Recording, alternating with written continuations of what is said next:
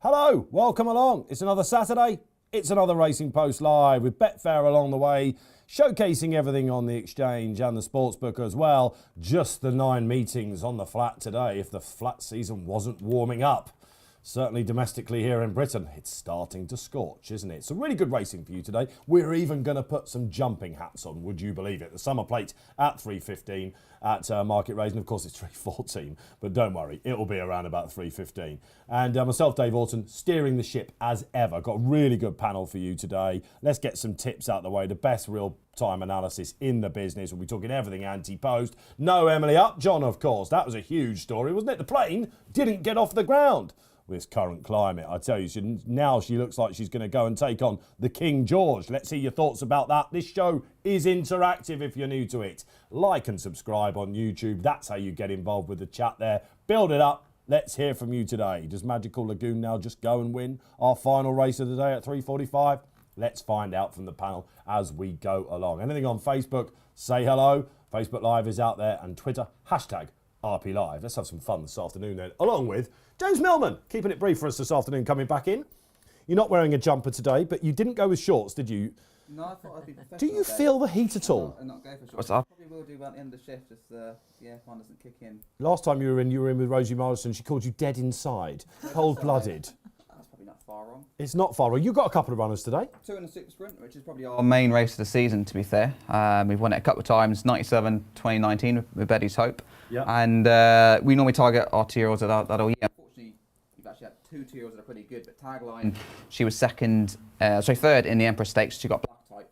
Unfortunately, I thought she ran well there. Yeah, owner breeders then wanted to get black type full stop, so she couldn't go for super sprint, which was a little bit frustrating because she kind of been targeted for that. Yeah. And Cuban Mistress we didn't actually buy from the sale ring, and she would have had a good chance. So we got Safari Dream and Wolverhampton. Both of them got a little bit fined, but Betty's Hope had a fair bit of fine when she won it. So yes, a race. Of course, you have got the trophy somewhere, I imagine. Yes, we got 2 of them. 2 of them at There you home. go. So always a good race. Top 10 prize money. I think it's £2,000 for 10th.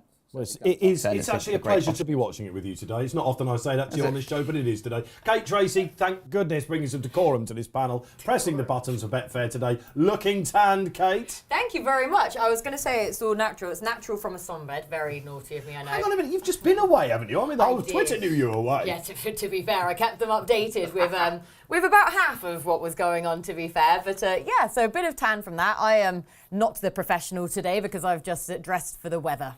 So unlike James, just going to have to make do. So I'm delighted the aircon's not on because I'm dressed for the current climate. Yeah, it's a bit lively in here, actually. I think it will cool down a little bit. In the studio, of course, where Barry isn't. He is back in Dublin, as ever, but the big hitter is with us for another afternoon of fun. Big hitter. Looks like we both got the memo for the memo was there, Barry. The memo was there, absolutely. Team Orton and Orr. What a horrible prospect. He's thinking. Now, Barry in the last has become one of my favourite systems to go to. I'll explain that to you. But we're lengthening the odds again. We got it right in the Irish Derby. Are we going to get it right in the Phillies equivalent at 3:45? Yeah, I like Magical Lagoon. She did me a favour in Ascot when she won the Ribblesdale. She's a tough, improving filly. I think that's what it's going to take. In the absence of Emily John, obviously the class angle is gone out of the race. Only the 7 runners now. But if there is an angle for us there to lengthen the odds on Magical Lagoon, currently trading at 6-5. We'll look to back her to win by over maybe a length or 2 lengths. We'll come to that. The money back special race on the Betfair Sportsbook and Exchange this week is a 241 in Market Rasen. So watch out for that. Cashback is a free bet if your horse fails to place in the 241 in Market Rasen, the money back special race, Sportsbook and Exchange. I don't know about you, Barry, but summer jumping, especially in sweltering weather like this, we're lucky we've got Kate Tracey with us, of course, firmly in the jumping fraternity, but we might need a money back special race. Yeah, most definitely, and that is the 241 in Market Rasen. Cashback is a free bet if your horse fails to place there. So, yeah, looking forward to what's a good, decent day's racing. Like the Hackwood's a fair race, and the Super Sprint's always a good race. So, nice card in Newbury, notwithstanding what the trainers did on the last race, by not declaring any runners. Yeah, all right, great stuff. So, have we got a lucky 15 for everyone out there on this sizzling day? We certainly do. Let's kick on and place that. It's a pasty one today if it comes in. I think Kate said it should net us around 25k. But the first leg is with Pole. Now, he's won the race in 2019. He won the race. It was the dead 8 for each way. 2 have come out of there, so it's only 1, 2 for each way purposes. Second leg then is in the Hackwood. It's Chill, a mare that I really like. She runs well, fresh as well. She's a great record. We'll get to that in time. Then over to Market Rasen, where Toronto in the money back special race at 241 is the selection, opening mark of 123, a handicap. Doesn't seem overly burdensome to him. And then Rostello in the 334. 4 places instead of 3 there on the sportsbook, and it's 4 places instead of 3 in the Hackwood as well. So they're the 4 selections. We're doing it for £1 each way, lucky 15, 6 doubles, 4 trebles, an accumulator and 4 singles. It's 15 bets. Do it for £1 each way, comes to 30 quid, and I think it nets us around 25 grand if that comes in. So fingers crossed. We've selected our charity, Dave. We had a little chat, didn't we? We couldn't believe it that we're in the middle of July, and still we hadn't got a charity. But we have pinned it down. A lot of talking about welfare at the moment with the horses, of course, etc. With this current climate, especially the weather. No racing, of course, on Monday, blank day. Let us know what you think about that. Is that right? Is that wrong? And on Tuesday, just Musselburgh, where, believe it or not, it's still raining. And Bannon Road in Ireland as well, where it's a little bit cooler. But that led us towards Greatwood, which I don't think we've used yet, Barry. The rehoming, basically, of racehorses. They put it to great use, education. They go and take them to children and all sorts of stuff like that. So we're going to go with Greatwood, which seems right, doesn't it? Yeah, definitely so. Like I say, currently, we always try and focus on what is relevant at that moment in time in terms of the charity, don't we? And then, like I say, with horse welfare paramount at the minute with these current temperatures, where we're going to be looking to break the British record for the heat then on Monday and Tuesday. And this is kind of divided opinions somewhat, hasn't it, with whether or not you should cancel race meetings or not. But in this country, we are just not adept at dealing with extreme temperatures either way. And so our horses aren't used to it either. So James will go on and explain this further then about sort of some of the boxes at certain race courses as well. Just they're not, the stable yards aren't fully kitted out to deal with the temperatures. So like I say, focusing on horse welfare this week with the heat, so it seems a very apt charity. Yeah, well, okay, expand on that a little bit. Windsor, of course, was one of the first to go, put their hat in the ring and say it's going to be too much. They're by the river, we often sometimes get a bit of a breeze, and a few people I know would go and say, hang on a minute, they race in Singapore, they race in Australia, why can't we do it now?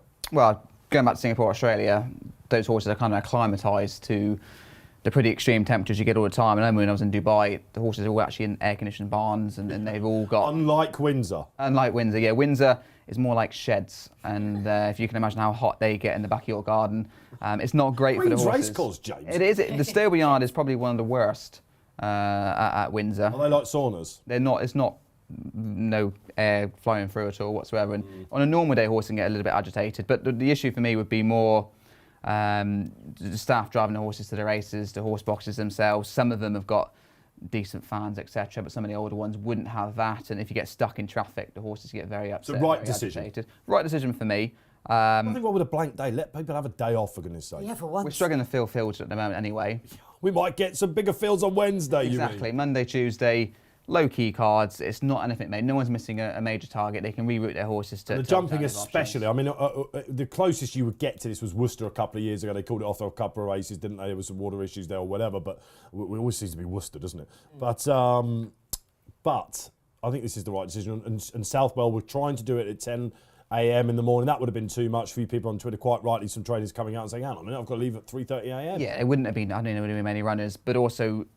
regards to working them at home, we're starting an hour early. I think most yards are starting an hour earlier, trying to get all the fast work done by 9:30, and then you're asking your horses to race 6 hours down the line in the midday sun. So for me, it's sensible. And again, spectators, when it's extreme heat, you shouldn't really be advising people to travel to the races. I think hot enough at Newbury today, basically, isn't it? Yes. It really will be, won't it? Well, so we'll keep an eye out there for you guys, because it's what we're here to do, basically. Look at the preliminaries. We'll give you tips in every single race. We play for charity like Barry is at the moment for Greatwood. That's what we've chosen. We're going to try and get 25 grand with that lucky 15 over the line. Barry's lengthening the odds in the last, if you've just joined us. That is the system at the moment. We're on a hat trick, and Magical Lagoon's just going to go and do the business. But how far will he go? We'll find out later on in the show. 3:45, our final race today. But we kick off at Newbury, 150.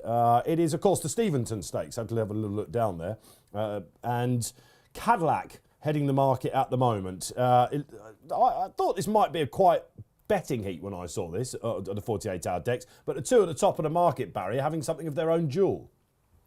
Grocer Jack's been really strong, it has to be said, Dave. 2.96 now, Grocer Jack on the Betfair Exchange. Cadillac, your favourite, though, at 2.74, but Grocer Jack's been matched at a high of 7-2, so he's 2-1 from 7-2. The market momentum is with him. Outside of that, Finest Sound is 8.6, 8-2 Tasman Bay, and Desert Encounter 14.5. So Desert Encounter, the only double-figure runner in the field. But I want to take on Cadillac here. I'm not sure he gets this mile two at all. He's a horse that, by and large, has been disappointing. He won a Group 1 or Group 2 as a 2-year-old when he was with Jessica Harrington. They sold him on the eve of Royal Ascot for $500,000 at that Goff sale. And he ran second then in the Wolverton to Dubai Future. He was wearing blinkers there for the second time.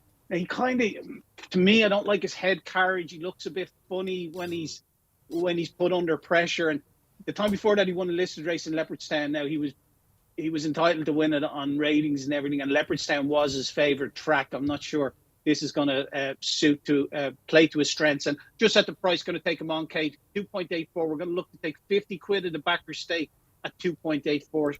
So if you select 2.84, put in 50 quid, we'll have a liability of about 90 quid. Mm-hmm. And we're going to have the field running first. So we're betting 4-7 on the field by laying this at 7-4 against.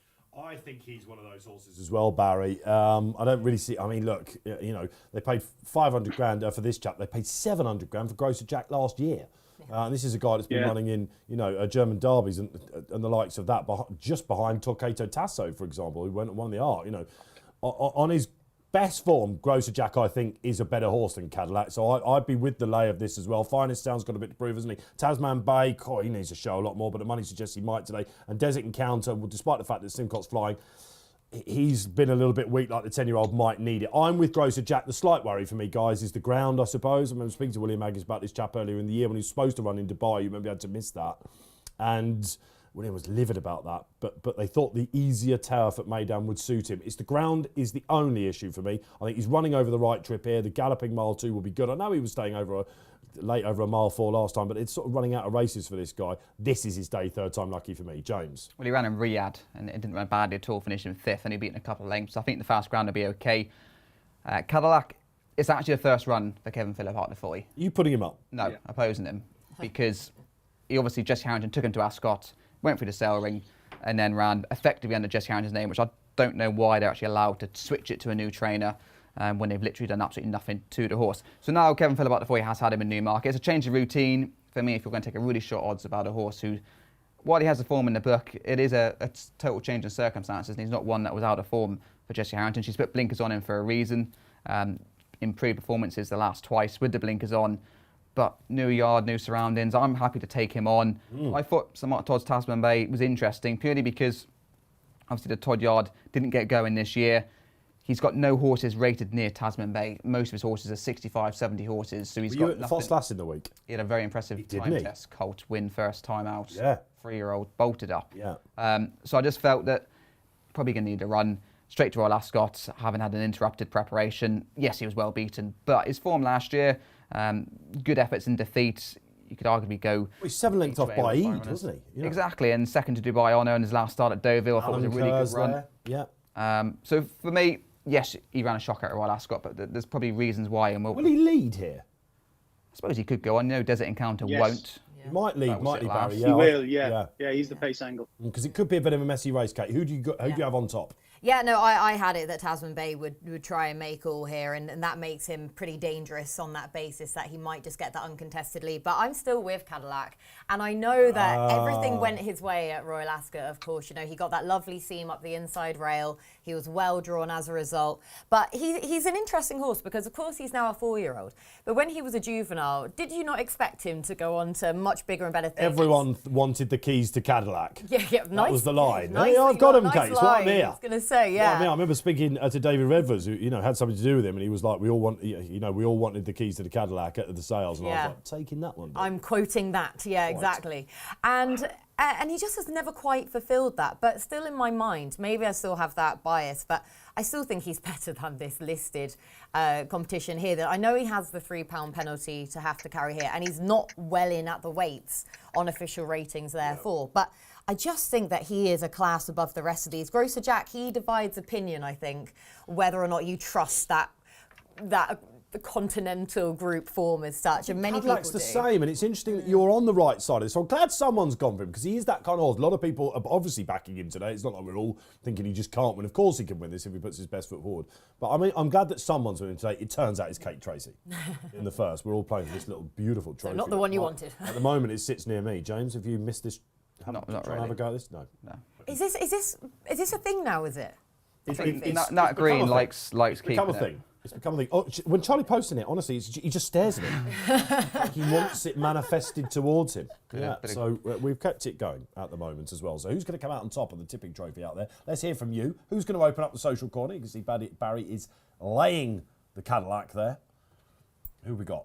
Okay, Paul Bakewell. Welcome along, Paul. Paul Bakewell. It's baking out there, isn't it? It's a good one, and he usually cuts a couple of sweet messages on. Nice. Oh, these lines today. He's on fire. He's on fire, isn't he? On the way in. Go over here. Right, okay. I'll be going on a huge big shop if Grocer Jack goes in, and Paul's also doing the puns. Champers, the lot. I'm with you. So let's hope that we're popping corks then afterwards. Just a reminder that Barry is hoping for a misfire on Cadillac. All right, Chris, I'm all over it. You need to Chris control Tim is yourself. another one of my favourites. Chris comes on. James is even smiling there. Look. All right, small each way on Desert Encounter. Interesting. We'll get a line on in for the panellists then. For you, Chris. Plenty of course form on quick ground. Hopefully fit enough first one. Dave's horses are going well, aren't they? Simcoe finally started to come back to the party as a yard. What a horse he is as well. Yeah. If he beats one horse, he'll take his earnings to 1.2 million. He's the only course winner here, as Chris says. Don't we just not think that everything acts at Newbury? Oh, some horses don't. Since the housing development's gone in, the ground is not the same as what it used to be. In terms of? I think the drainage they've had to put in for the houses has made it a little bit uneven. Because there was a lot said. I mean, look, we've got to talk about some politics with Newbury as well today, haven't we? I mean, you're waiting for me to come to you with this. But of course, we did run a piece in the week because they go into the stalls just about. You're praising it. You're praising We were at the start of the week, and then it's all gone praising them wrong. at the start of the week. But also, there was a mention of the lack of prize money, and we don't have a last race, which is hard not to support the trainers out there with this at the moment. I think I saw you were vocal about that, Kate. Yeah, I'm in complete agreement with them. Newbury's prize money has been terrible for a long time. So the 405 is the last race. And For a Grade 1 track. Yeah, for a Grade 1, Group 1 track, it's. Pretty poor, isn't it? Let's hope that they all start to act a little bit and start to listen. All right, okay. Grocer Jack goes in. Look, horses are going to get sweaty today, guys. He looks a little bit lathered up, doesn't he? Good luck. First of loads of races here today on RP Live. Let's have some fun. Shelter from the sunshine with us. And away we go. And we were looking, weren't we, for Tasman Bay to take the lead. Has he got it, Kate? I think so, from our head-on angle there. I mean, he's a sizable horse, but he looks as though he's in the foreground from what I can see anyway. Grocer Jack's in front, is he? Grocer Jack's now gone forward. Yeah. Yeah, well, he's a horse, Barry, that's back in trip as well. Has that affected the exchange? Because Cadillac's a little bit straight keen away behind. into even money. Wow. Odds on there, 1.98 Grocer Jack. I think Cadillac seems a bit lit up. He seems very, very keen. He couldn't Hasn't get cover Bay getting until a the nice bend. lead. He certainly is a bit keen. Yeah. I'll tell you what, 500 grand, you got a bit of pressure on you, Kelvin Phillip Hart to Foy, hasn't he, all of a sudden? And the owner moves horses quite quickly. He's had a fair few trainers this year. You're already suggesting that this is going to be on the move. I mean, you'll be travelling, won't you? Unbelievable, James. Unbelievable. You're a fellow professional as well. I hear it all. They seem to be going a good clip, don't they? Hey, well, Grocer Jack has now been run away with slightly, hasn't he?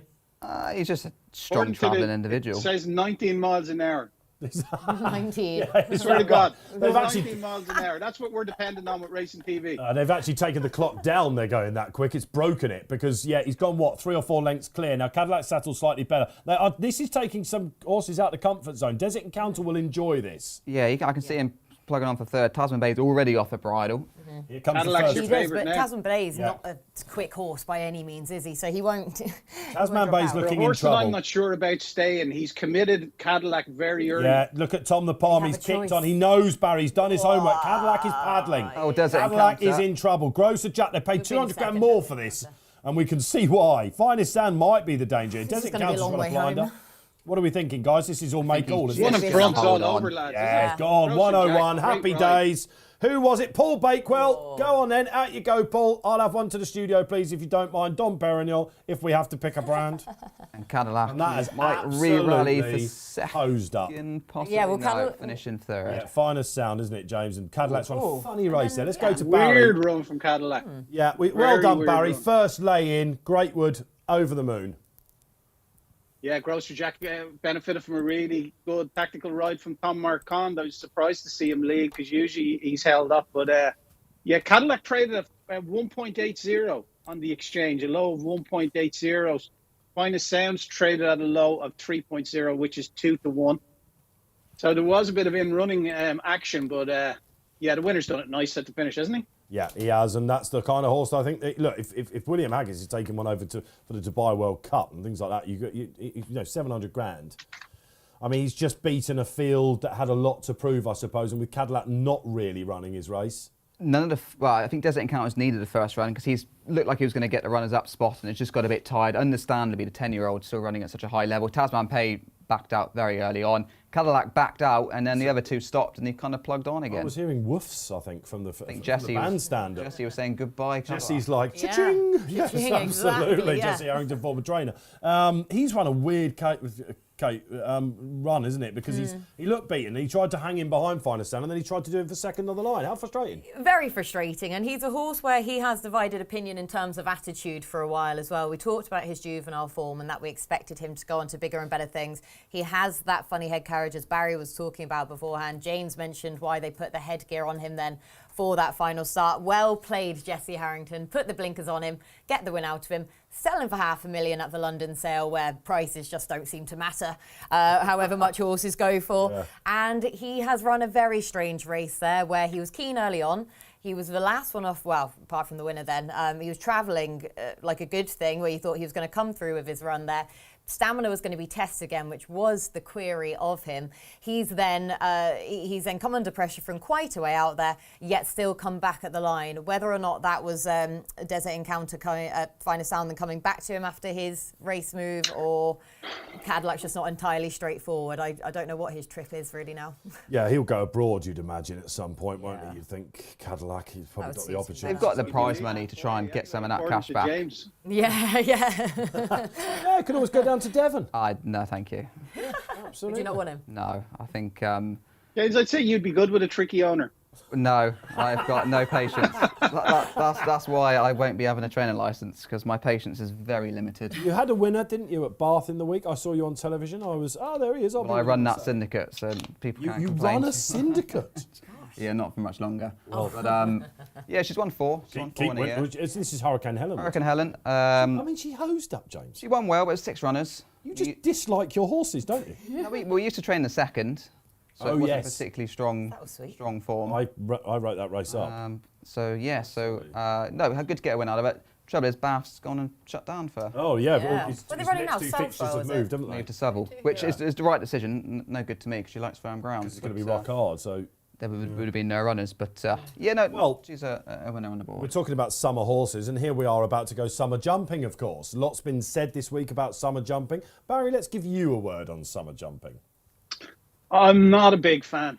I'm really not a big fan. I think there should be, obviously, I think there should be a separation between flat and national hunt in that respect. Now, I know that people need to make a living and keep going, so I'm just talking purely from a selfish point of view, from a personal point of view. I'm not looking at it from, how people are depending on it for a living. But just the field sizes are so poor at the moment, and it seems to be a worrying trend that, as a betting proposition, a lot of them are just so nondescript. I agree. I didn't recognise a lot of the declarations, to be honest, for this summer meeting. Well, we don't recognise a lot of it, but we are in the middle of the flat season, aren't we? And we're all zooming in on Irish Oaks and Newbury today's, group sprints and super sprints and all that sort of stuff. And then you have to change your modus operandi, Barry, don't you? Very much so. However, most of the horses have been on the go for a little while. Like you say, the key to it is the industry. Some of these smaller yards, they depend very much on it. Yeah, and we've got to be cognizant of that as well, Dave. I'm just being personally just probably being a little bit selfish in that respect, that I'm not considering those jockeys and the trainers and their livelihoods that there are a lot of them, I'm sure, are kept going over the summer months by the summer racing and having a couple of summer jumpers in. But I just can't get enthusiastic about it at all, and that's it. That's the bottom line. Yeah, okay, all right. But we are going to try and find you some winners today. You'll notice that...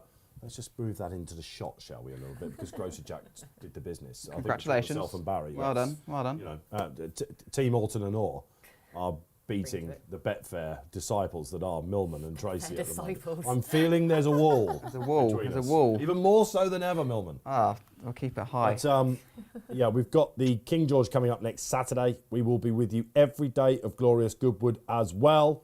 The flat season continues, and we're absolutely loving it. And we're watching, actually, Cartmel ring the bell. It seems to get mentioned all the time on this show. But it does, doesn't it? It's really sponsored by does. Cartmel nowadays, It's part of the Racing Post Live bingo, which we have. And they're racing again at Cartmel. And I look at Cartmel, it's very much a picnic course, that, isn't it? So, you know, they couldn't really... You know, people love to go on holiday to these courses as well. So shutting down summer jumping in its entirety can't happen. But limiting it... You could have a month break. Yeah. A complete shutdown. When? May is the busiest May. month of fixtures for jump racing. Swinton Hurdle, etc. That seems to come about ridiculously. Field size is an exception, especially I think the last few years. That May month has become dry on the flats, so the ground's really quick. Yeah. Over hurdles. I know Shut down in May. That's when a lot of big yards run their good bumper horses. And Nicky does it. Paul gets them out as well. They've had that education for the winter, give them a run, then put them away for Put the them summer. away. And of course, the novice chasing starts then, doesn't it? Nichols does it really. He's quite clever with his horses. Yeah. Now you can stay a novice, can't you? Absolutely. He gets out some very good horses early. It's a tough one, but we just got 3 on our screens at Cartmel with 3 in the opener at Market Rasen. I guess if you've gone to Cartmel today, you're like, oh, 3. It's like a point to point, isn't it? To a certain extent, where you go and there's match races, walkovers, and things like that. And that but it is packed. Point to point. Just looking but at it will crowds. be packed. Exactly. It's like best restaurant in the world. 5th highest attendance figures. We what? 5th highest attendance figures, I think, Cartmel. I've always some courses doing it right. Just quickly before we go to the 206, what a touch they had at Downpatrick in the week, Barry. 4,000 strong crowd. Yeah, it's a really well attended track, that Downpatrick. Richard Little is the manager there. Used to be the manager at Navan, and then he took a bit of time out of the industry, as far as I'm aware. But he's back in Downpatrick a while. Well supported locally. With the punters in Northern Ireland really do support both tracks up there, the Down Royal and Downpatrick. And it's duly rewarded, and they just try stuff different. You know, they make it very competitive to get in. The price of food is not through the roof, and it's a good day, and it's well supported, and it's a good family day out as well. That's it, exactly that. Clever move. Kids, get them in, and seemingly it was teeming with them at Down Royal in Northern Ireland in the week. Everyone cheering on Rory McIlroy, of course. We'll talk about the Open a little bit later on as well. I'm loving the Open. It's brilliant, isn't it? I've been watching it. I've no idea what's going on. Kate, listen, you are an all-round sports fan, Kate. Not with golf, though. That surprises me. It's a very statistical game. I know, but I just don't understand. All right. I just don't get it. But I appreciate a lot more about summer jumping. Yeah, supposedly. So we'll find out in due course. Cadillac has just thrown egg on your face. Oh, completely, yeah. You can only go up from that. So let's give you the floor once Barry has given us the tip in the 206. The 206. Sorry, Dave. Just give me 1 second here now. Yeah, I'm afraid they are running at Market Rasen in the 206, Barry. This is something you've had to do for charity, man. Who wins it? Ask Paddington, I think, was Fav last time I looked.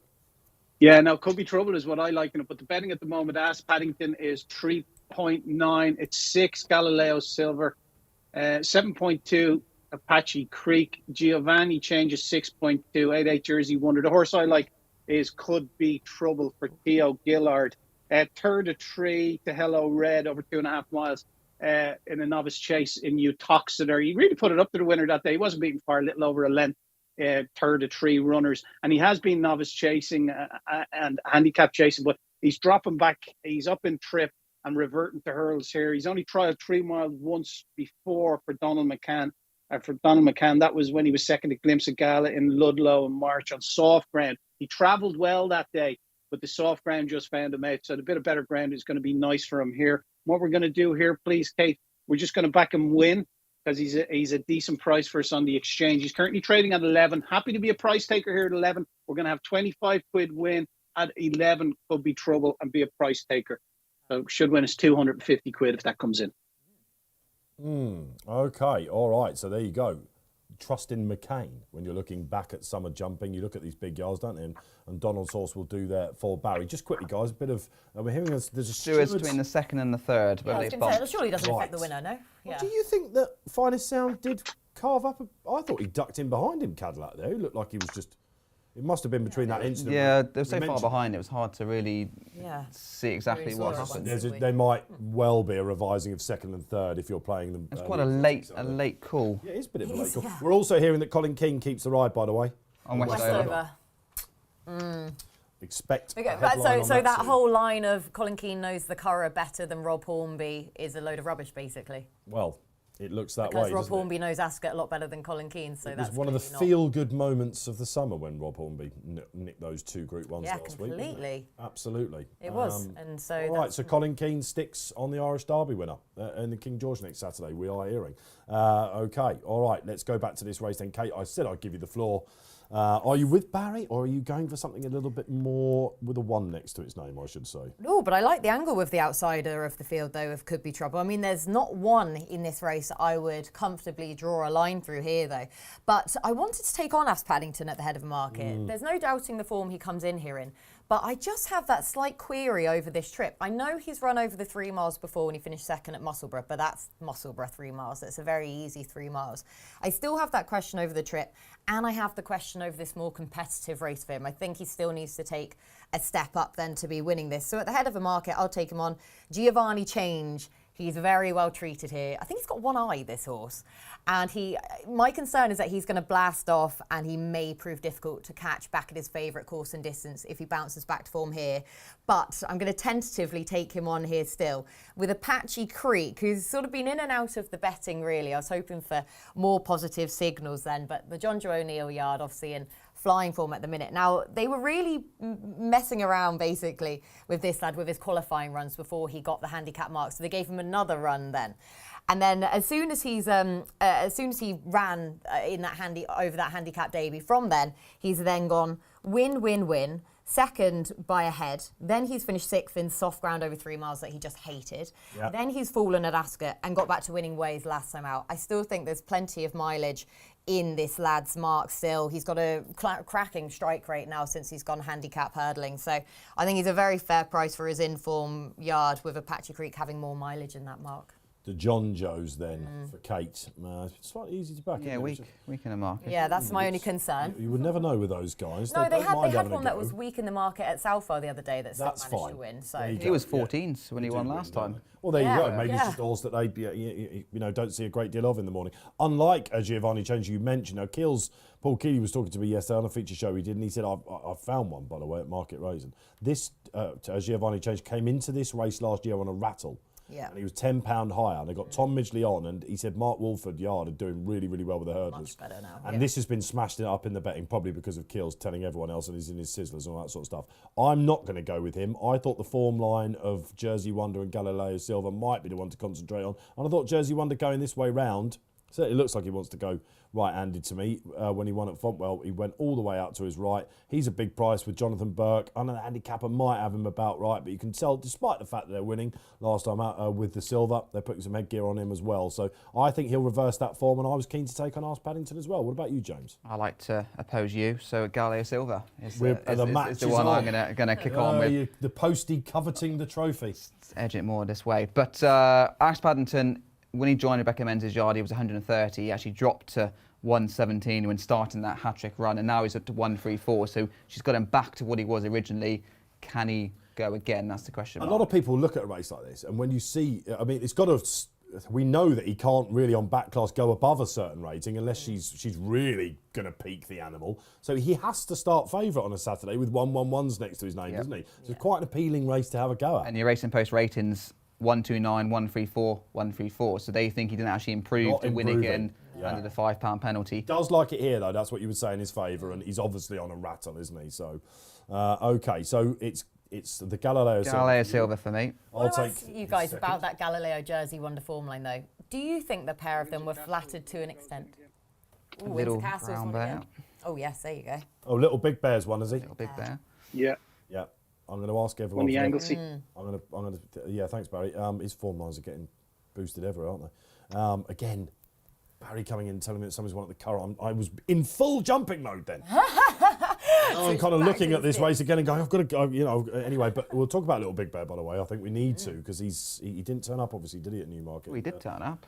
Well, yes, all right. He didn't race, I should say. He had a little walk around the paddock and went home again. Quite right. That was weird ground defection, that, wasn't it? But yeah, he looks like a proper sprinting 2-year-old. Will he be the middle part winner? But back to this. Who's going to be the fastest in this race then? We're all taking on the Fav, which is interesting. But yeah, do you think that Foss form line, do you think they are flattered to any extent by having the run of the race between the pair of them? Yes, but I thought they might get it again here.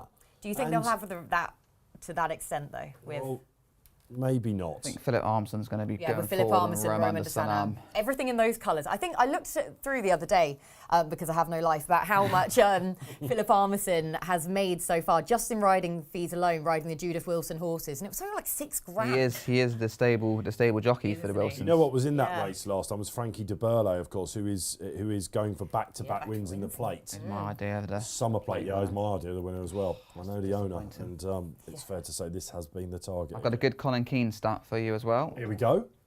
What's his strike rate at Ascot? Oh, He's got naught next to his name, isn't he? Naught from 46. see, so what's the argument? So just there's tell no the truth argument. why you use Colin Keane in the Get Curragh. some socials Tell up the before they truth. jump off then. Giovanni Change looks like he's He there. is. We're not going to, we're quickly going to get them up as they go off. We can do it while they're going through. Jersey Wonder for Jesus out there. My dear friend going with me. And word to the mother.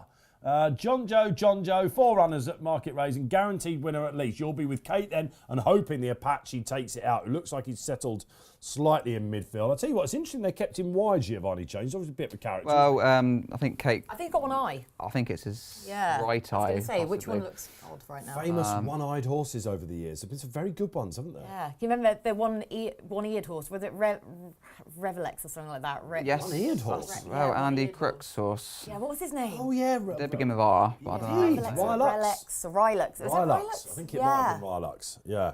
That Yeah, was Andy one-eyed Crook, of course. horses, Anyway, eh? all right, good stuff. We managed to get them in. Now, Giovanni Change likes it out in front, Barry. Keels has put him up today. He was a bit of a plunge. He's being Philip taken on by Armson's. Roman de Saint-Am. Does the Exchange like him, or?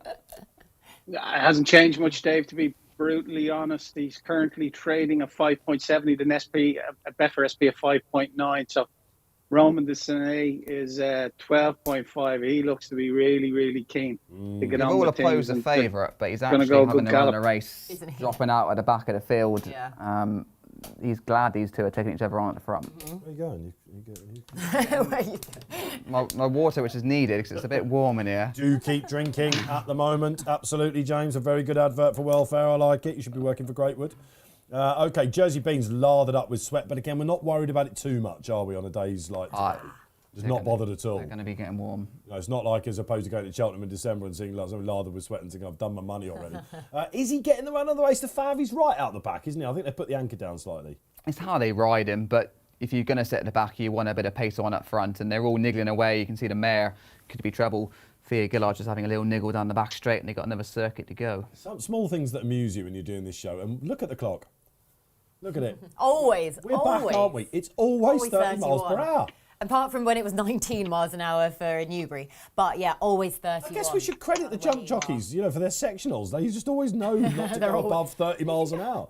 Or to go below it, apparently, according to the clock. Oh, yeah, never below it. No. Absolutely. But it does look like he's getting a bit of an easy now because Roman de Saint-Am, if you're on Giovanni Change, you'll be very glad to see Philip Armson, who rides most of these pipe horses in these colours, has taken a sit back. How's your Galileo going? We're upsides, Millman. Yeah, I could be happier. It just looks like That's basically your line in life, isn't he's it? having a little niggle away at Santos and Davis, because obviously he hasn't had the easy lead he had at Foss last. The two of them are upsides once again, so I don't think there'll be much between our pair. Whether others will come to the fore. Could be trouble's full of himself, Barry, isn't he? I can't work out whether he's keen or whether he's just really travelling strongly. And I think I'd go No, slightly he with the does latter. travel strong. Yeah, he travels well. His jumping has been a little bit sloppy by times, but as Paddington is 2.98 now, there's only about 4 or 5 lengths covering the field.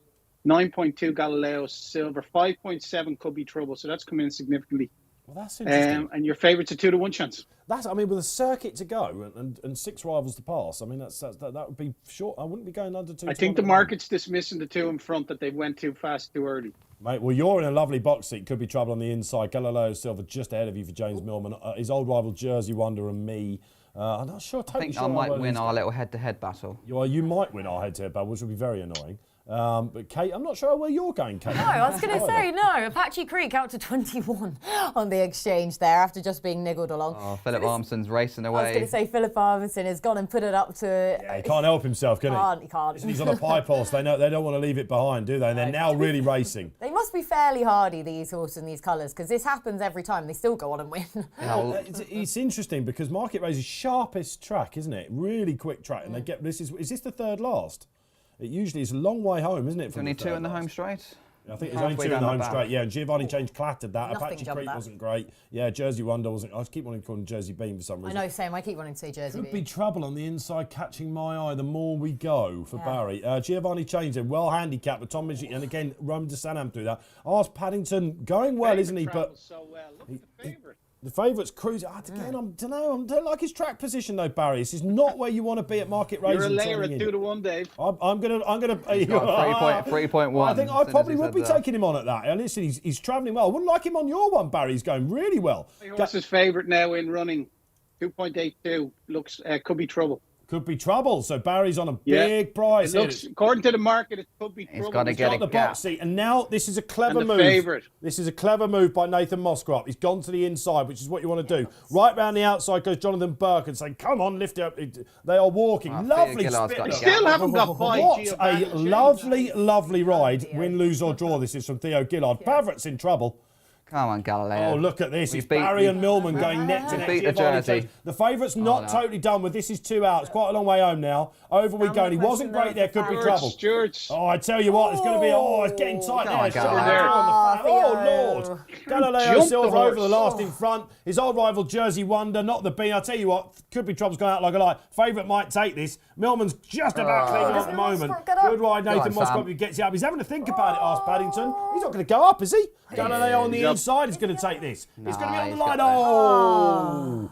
Oh, James, we all felt Wow. for you a little bit there. We all opposed him, but he's gone. And Yeah. Favourite got done. murdered a couple of times. He would have been Yeah, an he unlucky would've. loser, I think, because he's a horse that doesn't quicken initially. We've seen that. The Fav has got up. Ars Paddington, another win next to his name, the 4-timer, and he cruised through that, Barry. They saw a long way out, but he must have spiked around about 3 out when I said I don't like his track position. Yeah, he got into a bit of argy-bargy with Could Be Trouble, closed the gap on him, running down to the last. But he's traded at a high 7 in running the winner. Galileo Silver traded at a low of 1.41, which is 2 to 5. Could Be Trouble traded at a low of 2.04, even money. Yeah, exciting race, but favourites got up at Betfair SPA 3.85. See, summer jumping. We love it. Exciting race. You always get that here. And I won't be going too serious on anything there today. I do like Franklin de Burley in the 3:14 that we're covering, but we're just having some fun with it this afternoon. Of course, if you're in the summer jumping, this is one of the big days, isn't it? This is the main day, isn't it, really? The main. I suppose you Toxter as well has got a big one. Jerry's back one there the other day, didn't Don't he? even talk to me about that race. Is this a horse that you... Just Jerry. Yeah, he's, of course, because Jerry's you would have known a bit about him at Hobbs. Yeah, I used to work with the horse and they thought the absolute world of him, and then they've backed him a fair few times, Ascot notably, where he how he got out of that alive, that fall, I still don't know. And then he goes and does that when he was being backed again, and I just thought, well, he's been backed again, but even with these connections, it's Jerry. And then he goes and does that, and just Jerry. I'm happy he got back to winning ways, but goodness Just me. Jerry. Just Jerry. All right. his prefix now to his name. Well, Just. frankly, de Burley chased him home last time, didn't he? And basically, he's now fab for our summer plate. So we think that might be the form line to go with. We'll find out exactly what Barry and Kate think at 3:14, about an hour away then from the big one at Market Race. We'll be popping back there before that. We've got to go back to Newbury. Just going to give you a bit of time updates from Newbury. They were slow in the first race, the novice race there, which the favourite one, Hectic. 2 Fabs have won the first 2 races at Newbury because Grosser Jack. Now, they were slow in the first race by 2.5 seconds. They're fast in the Steventon Stakes by 2.46. Round track. Yeah. And it was amended apparently as well. Oh yeah, Cadillac has got the second if it wasn't. It, looks like the placings were revised. Interesting. If you were, of course, lots of people would have He was probably ahead as been well. playing the reverse forecast, wouldn't they? The 2 market leaders would have made a big difference, I suppose. So you'll be getting paid on that. Finest sound demoted. Interesting. But he was fast by 2.46. You don't see that a lot these days. I know it's proper, not much rain around there, but that is quick. He went strong in front though, because we were saying as they're going into the bend. Is he that good though? I know he's just off the Arc winner last year. Mile and a quarter. What's the best mile and a quarter race we have at Newbury? Well, that wouldn't be. You would imagine fast by 2.46 is not that far off. What we're talking about. Newmarket was very fast last week, wasn't it? Course records, people would talk about that sort of stuff. Like I say, expect it to be quick. If you've got, you don't want anything that you're not sure about the ground with, basically. And I suppose he answered that question, didn't he? All right, Barry. Just before we go back to Newbury, I'm seeing quotes for Little Big Bear and for the Guineas. For the Guineas, yeah, but more immediately for the Nunthorpe, which I thought was interesting. For the Guineas, he's I think 14 from 25, and for the Nunthorpe, he's 5 from 10. Let's have a look at his pedigree then. He's no name ever, isn't he? Out of a bearing mare, which would be sort of mile 2, mile 4.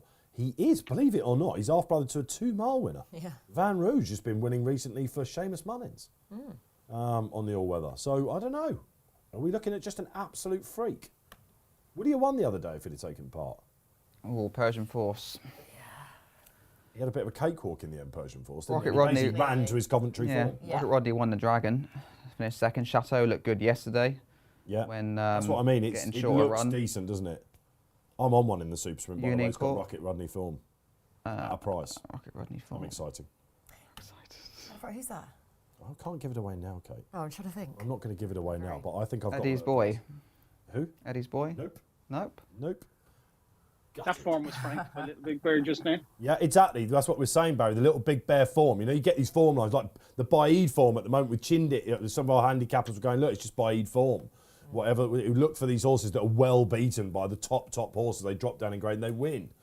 Just because they look like they're slightly out of form, they're going into these easier races. We're seeing it with the 2-year-olds at the minute. Seemingly Little Big Bear is the one that looks like the form. Dare to hope. It is Dare to Hope. Well done. You had to get it, didn't you? It was annoying you. I like Dare to Hope in the Super Sprint. Lots of people out there for Frankly de Burley as well. Chris Timms is saying that. Great to have all you watching out there. It's a really hot day, guys, isn't it? And I'm sure lots of you are having barbecues and all that sort of stuff. Let us know where you're watching. I always ask that. Do get involved. We love our community out there and we love to hear from you. Who's been with the plays so far? Barry came close there, didn't he? Got the lay right in the first race. You're getting closer. Closer. No cigar. Did beat you in the match bets. That's always the main thing. But again, the trophy I think stays with No, it does. There's no winner. There's a no second winner. place, unfortunately. It's a 0. It's Kate a is 0. getting These are nearly off here, Dave. You what, These are Barry? nearly off. They're nearly off, are they? here. Crumbs. All Yeah. right, blimey, we better get on with this. Withhold was the horse for you, Barry. Withhold for me, yeah. Won this in 2019. He could get a soft, uncontested lead out in front. The replacing visor replaces the cheek pieces. He wasn't beaten that far behind Stopey Stevens in Chester, and that's decent form. Obviously, he's franked that since in Newmarket on the July course, Stopey Stevens. So we're going to have 25 quid win at 7.4, please. Again, happy to be a price taker, Kate. Was this on withhold, sorry, 7 Barry? Yes, withhold, yeah. Withhold. And 25. Yeah. Sorry, I lost my earpiece for a second. Perfect. Thank you. There you go. All right, the trade is on. Withhold, former Cesarewicz winner. One of the most impressive Cesarewicz winners you'll ever see. The balloon money was on, wasn't it? Yeah, it was, absolutely. And again, they're just keeping him going. He obviously loves the racing, doesn't he? First time visor for him today. They are down the back of the stalls. I thought Rock Eagle was one of the most interesting horses of the day. He caught my eye on his return, I seem to remember. I thought a repeat of that run at Ascot last time, over a longer trip, would see this out behind Coltrane, who massively improved, didn't he, Coltrane? Well, Precipice Sandown, wasn't he? Woo! Yeah. Proper cup horse all of a sudden. But Haydock, of course, in the contact race, he caught my eye there, and he'll do for me first time out. He's been really well backed. He looks like he's drifting out a little bit now. 4-1 that's fair. James, go on Team then. Barry, withhold for me. Visor replacing the cheek pieces. He likes this race for Scaramanga last year. It was a decent effort off for Marco 105, and as Barry says, he might well get an easy lead. Going goal, and I like him as an individual. He's a little bit inconsistent. He can throw in a bad run. What sort of horse you associate with Jim Boyle? Is it a stayer? Kate, just before they go in? Going on, the unexposed stayer then. There we are. As he hedges his bets between the trips. And I wonder how he's going to be ridden this time. Didn't expect him to drop out at Royal Ascot last time. So Well, let's find out. Will they have watched Tom the Pom in the previous race on the round course and thought, just catch me if you can? I've got a quote coming up for Grosser Track from William Haggis for you in a minute after this race. But Withhold, doing the Giovanni change and being kept on the outside. They definitely look like they want the lead, Jimmy Doyle. And Rashun is going to go with him. This is very interesting, isn't it, James? They keep him wide at the moment. Yeah, when you've got an outside draw, until you get to the bend, you're not losing any ground. So you can kind of... It's a sensible move, allows you to... Rashun going on the outside of him from stall 4, though. Yeah. He'll drop. He's going to slot in there and get second place in the rail. Auriferous in third there for the Haley. Baldings in the Coltrane colours, so they know a bit about these, don't they? Diamond Bay, who's just about gone off favourite, I think, isn't he, for Tom Ward, who's having a good season. David Probert on, another brilliant season for David so far. Big step up in grade for Diamond Bay, beaten in the Class 3 at Salisbury last time. The others have got stronger Ascot form. You thought this was a shocking race for the prize money, didn't you? It's competitive, say it. but there's 6 runners. I believe you used Yeah, the word usually shocking. it gets 14, 15 runners this Yeah. race, doesn't it? Like, it's always well supported. 12 last year in Scaramanga's contest. Sorry, it's half the prize when it was pre-COVID, this race. I'm pretty sure it was 60 before that. Is it really? Yeah, apparently, so it was ridiculous. I will just need to double check that. Do we but think I'm it's pretty sure all it to was. do with prize money? Not all to not do with all prize. to I mean, the issue we got now is we've had hardly any soft ground this season. You look at Trushan, he ain't going to be able to run for Oh yeah, poor Trusha. God knows when. That's how it is, isn't it? That's how it is, but Summer. if you've got one that wants soft ground, there's no point running them on quick ground. Then save them for the autumn when the fast grass horses can't run. Yeah, you will do, but then you can't moan about small fields if they're in their boxes. Well, why historically are we seeing smaller fields with fast ground horses? Because we've had fast ground all year. Lots of horses are jarred up by now, running on the fast ground when it hasn't suited them. Trainers don't want to go We should be again. hearing about jarred up horses more. Should be hearing about them more. You don't hear about them, do you? Because you just assume they're on the sidelines for other reasons, but you will get jarred up from running on fast ground. And you have to give them a bit of patience That's and what I mean. a bit of time off. We haven't got the resources here to report on them all, but And it's not until normally a few days after you ride them back again the following day they'll be fine post-race. With Hold, he's had that easy lead. he's going really strong up front, by the way, with Holt. Barry, what does the market say about him? He's 5.7. It's still, everything's trading in single figures, bar Haley Turner's meant Turner. Auriferous. Yeah. You can't have her, I'm afraid. She's staying here. Yeah, Haley Turner's meant Auriferous is trading at double figures, but it's 5.5 Rock Eagle, 4-1 with Hold now, 5.3 Rashun.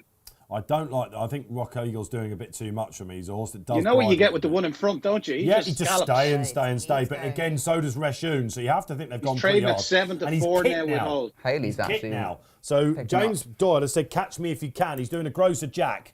Looking for again. I don't like the way that Rock Eagle's moving at the moment. Rob Hornby, who's probably well aware now. Gone out like a light, Get is he, him, with Pat. Hold? Oh, Withel's gone way too hard, hasn't he? So this should tee up for a closer. get him, Kate. Pat. Oh, Kate, could this be I'd like you? to be on Kate's horse. Oh, Going touch on. wood. Yeah, you would like to be on Going Just- Gone, wouldn't you? I mean, This he could is- be gone in a minute. Despite the fact he's not. Rock Eagle evens now. Yeah, he's staying on. Again, it's 2 mile 4. He's back down in trip. Going on. Diamond Bay's gone out on the light. Auriferous is coming. Oh. Rashun's coming back. He's a proper star. I'll tell Eagle you guys. No? what. Rock Eagle, is it? Rashun. Another one for David. Come on. Oh, yeah, blimey. mention? It looks like Rashun's going to do this. He looked like he was going to fall in the hole. This is an Ascot Stakes winner we're talking about. And Ian Williams, probably the gamest horse on show, I think, as well. Wow. He's just about seen them out there.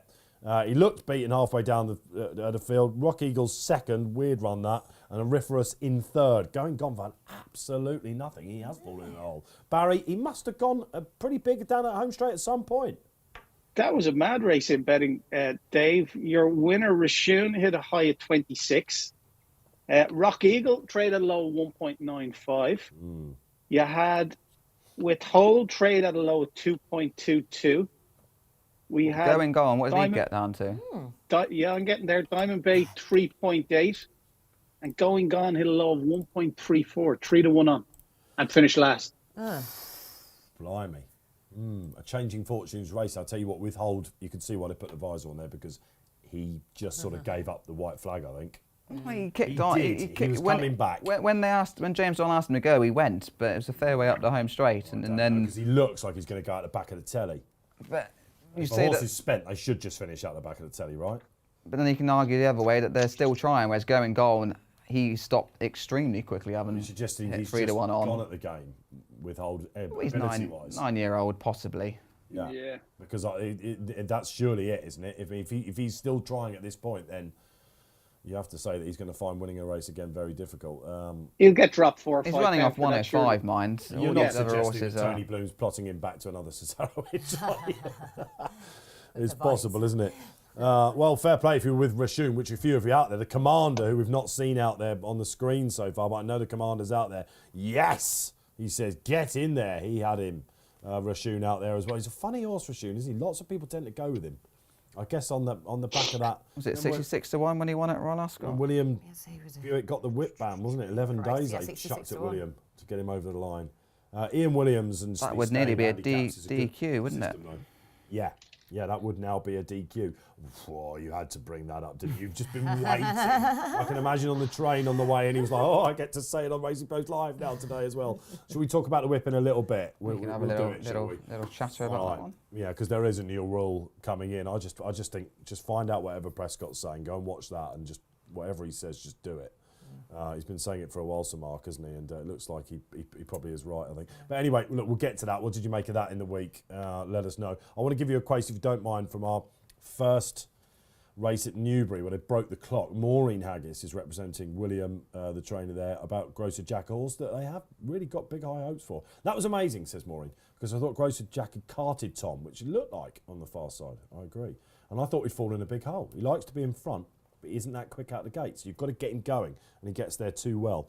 They thought he wanted slower ground. He's obviously proved them wrong somewhat there. He's got roundish action, so they're looking forward to the Orton with him. He wasn't stopping. A mile and a half might be pushing it a bit far. They're going to look towards the Champion Stakes at Royal Ascot on Champions Day. Weekend. Yeah, and it's a race that he doesn't mind running 1 or 2 in, is it? You've got to. When you get to the end of the season, there's no more real targets for them. Dayband. What was the horse that's waiting for soft ground? Dubai something. Dubai, whatever it's called. Honour. Dubai Honour, thank goodness you're here. Yeah. Yes, who have done really well with. So that would be one of the horses that can't run at the moment, you know. But we're expecting Grocer Jack to be of that calibre. So we've seen a proper good horse there, basically, in race 2 at Newbury. If you're with him, stick with him, potentially. OK, shall we go back to Market Rasen? We've got a bit of time for the next, haven't we? And it's an interesting puzzle, this. This is one of the better races, I thought, of the day there, Barry. Yeah, it's they're betting at the moment 11. Well, just 3-1 the field. Cirque Royal 3.95. Galata Bridge is 7.4. 10 Caramelised. There has been money for that, Dave. His nemesis is Mr. Devitt is 10.5. 11 Wolf Prince. Bit of a negative for that. He was a lot shorter during the week. 11.5 Hurricane Alley. 13 Bar. I like the rag of the field. Toronto for Angus Chalida. He won on it in Stratford in a novice in May. He beat a horse called Tarji by 3 parts of a length, but it was 20 lengths back to the third. It was a pretty decent performance. He was also a winner in Wincanton in April. So the opening mark of 123, I don't think is overly burdensome for him. And at the price at 30 in the win market, I thought was pretty decent. We're going to back him win in place, please. Here, Kate. We're going to have 25 quid win at 30. Happen to be a price taker there. And then in the 4 places, currently trading a 5.0, which is 4-1. We'll have 25 quid on that there as well, please. Perfect. He's a pretty interesting horse, this chap, isn't he? I had to remind myself in Barry. He started off with the tables, didn't he? And The main man. The main man, yeah. David Loughnane, and then he went to Charlie Fellows. This is the money back special race on the Betfair Sportsbook as well. Cashback is a free bet if your horse fails to place in this to 241 in Market Rasen. Well, I'll take that, please, with Galata Bridge, because he's not a horse that I back each way here. This is going to be my selection. I think he's interesting, Toronto, and it's not the last thing we're going to say here on Toronto, but there you go on the screen. Lovely graphic there for you. Just to remind you, money back is a free bet if your horse fails to place. 241. Yes, 241 at Market Rasen. And I'm going to take that about Galata Bridge, who I covered last time at Huntingdon. This is a horse they never got the best out of on the flat with Sir Michael Stoute. He was with Cheveley Park. And to be honest, when he won last time at Kate, I can hear you sort of nodding away with me. He won off a mark of 108. He absolutely bolted up. Yeah. We gave him a Racing Post rating of 124. We've given him a bit of weight on top, the handicapper has as well. He's now up to a mark of 120. But on his flat form, on a flat track on fast ground, he still could be capable of quite a bit better. Yeah, if you had a horse that signed off with an official rating of 93 on the flat going jumps in the winter, you'd say that was a nice type, let alone at this time of the year. And he did. He absolutely hosed up at Huntingdon last time out. So the handicapper hasn't missed him. Probably is more mileage within this mark. But, I mean, the Dr. Richard Newland yard, they're working their way back because a few weeks back they had the case of equine herpes throughout the yard. And they weren't running anything. You know, of all yards, if you're going to trust a horse to be back in better form from anywhere, it's going to be from the good doctor's yard, because obviously with the blood tests and everything he would have run then for his horses, you can pretty much trust that the horses will be back in form. But it's just, horse at the minute, I'm just playing them with a degree of caution. They had a winner at Stratford the other day, but that was in a race that basically fell apart, 2 that took each other on the front end. He had 2 fallers back-to-back at Newton Abbot the other day when still going well enough. Yeah, Yeah, so it's just something that I'm bearing in mind but at the same time, if a horse is running, you know that they would have passed all the necessary tests then from the yard to actually make it to the track then.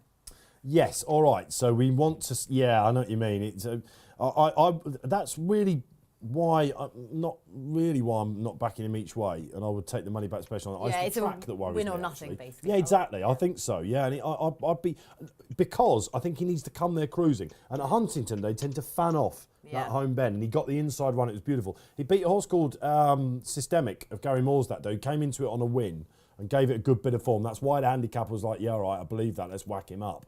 But this is the sort of race he should be running in. I don't want him to see what Ars Paddington did in the previous race, though, and have to try and weave his way through. I think he needs to sort of come there on the bridle and go and do it. Not so easy to do at Market Rasen. But is anyone on the fav here? No. All right. I'm in agreement with Barry. Team Orr again, aren't you? Toronto. Creeping up as usual. I had a rare summer jumping outing to Newton Abbott, and he was far too keen when he was a beaten favourite behind Greystoke. What are you doing there? Oh, no, this is local. Unfortunately, we had a runner, but he got a leg. So that was the end of... From running? From running at Newton Abbott, Duke of Bronte. But he was too keen, and then he went back into novice company again at Stratford. And a small field, he settled much better. But I think in a big field, a bigger field handicap, where they're going to go a strike quicker in the early stages, he will settle quite nicely, because Charlie Fellows only managed one run with him, but he was very difficult in the stalls, withdrawn in his next intended flat start. And I think Brian Barr's small team have done a great job, because he bolted up at Wincanton the second time. I'll say too keen at Newton Abbott, but back with a little bit of traction under Angus Shalada. He won well at Stratford. So at a big price, is the outside of the field, more because people wouldn't know too much about the stable. Brian Barr's is quite a small team. But he's won 2 of his last 4. The handicapper, what did he do? Put him up £4, but Tawdry, who runs in the plate later on, he was rated higher than him, and he was giving away a penalty. So Tawdry's got a wild chance in it. I just thought it was a better run than it looked. RPR have only gone 1-1-1, but I actually thought it was a decent enough effort, and I thought the nature of this race at such a big price that I wouldn't put you off backing him. The top weight, the favourite, he's won his last 2. He's on a hat-trick bid. He's won 2 relatively weak races. Toronto's done very similar, and they're very different prices. And if you're applying the Galata Bridge theory of the flat to the Toronto, you're thinking that 1, 2, 3 should be really well within his grasp as well. And just to go on to the RPRs there, we often go lower in novice races than the mark of a horse, because the mark is sort of contentious at that point. You can debate it a bit. So I wouldn't worry too much about that. Isn't that interesting? 2 panellists, Barry and James, going for Toronto. All right, it's going to try and strike it out the park with that. Kate. Well, you know me with my trends for this. So ran it then for this race. Came down on the side of 2, Hurricane Alley and the ever unlucky Ingleby Hollow. He loves this race. Who absolutely loves this race. Loves getting into trouble in this race, though, more importantly. Well, that's Market Rasen. That's what the Ars Paddington thing is, right? Exactly. It's my worry about Galata Bridge. Market Rasen. But the market, from originally earlier on in the week, Ingleby Hollow was the shorter of the 2 now. He's ever so slightly drifted out, but the more of the support has come for Hurricane Alley, is the one that I want to side of. I mean, he's been in flying form so far this season. He's already won 4 times this year. Last time out, he was upped in grade into a Class 2 handicap hurdle at Cartmel. Race didn't go his way whatsoever. I'm basically siding with 2 horses that need this race to go their way. But I think with the pace that's likely to be on in this race, even with it being at Market Rasen, I think that it's going to fall their way. And he posted a joint career best then last time out himself, able to run off of the same mark here as well. I just think that Hurricane Alley is an informed horse that looks overpriced to my eye in admittedly a very competitive race. So, yeah, it wasn't beaten far last time out. Hurricane Alley, the main play, had to have a saver on Ingleby Hollow, because guaranteed he'll run into trouble, stay on then, and run into a place, so each way. Well, I must admit, I looked at him because it's a name you just recognise as a 10-year-old, and Rebecca Menzies obviously on a quick double, as is Nathan Moskop as well, as you got that on your side. And yeah, I think he definitely, if you were backing a horse each way, he'd probably be him, wouldn't it? And Hurricane Alley, I get it, John Mackey's horse as well, pretty consistent, isn't he? This is not a bad race, as James tries to throw his mic on the floor and costs us more money. You at least put up a winner if you're going to do that, James. And this by summer jump standards, this is a Class 2 handicap, and 136 is the top mark. The debutant for Fergal O'Brien, who Barry mentioned, Wolf Prince, who, he has been weak, hasn't he? Because they thought he might be a bit of a flyer. I thought this wasn't a bad race, actually. He has been weak, hasn't he, Wolf Prince, to be fair? When you saw his price earlier on, and you just know Fergal O'Brien with recruits, even from the Gavin Cromwell yard, you just trust him to take on any recruit from any yard and to be able to improve. Even them, Gavin essentially. Cromwell. Even Gavin, which is no easy feat, but that's no disrespect to Gavin Cromwell. It's just major respect to Fergal O'Brien's recruits and the type of races he can target the horses at. But it's interesting that he has been as weak in the market as he has, but he looks on a very fair mark considering what he is now over in this country. Okay, all right, fair enough. We've not mentioned Caramelised in this race.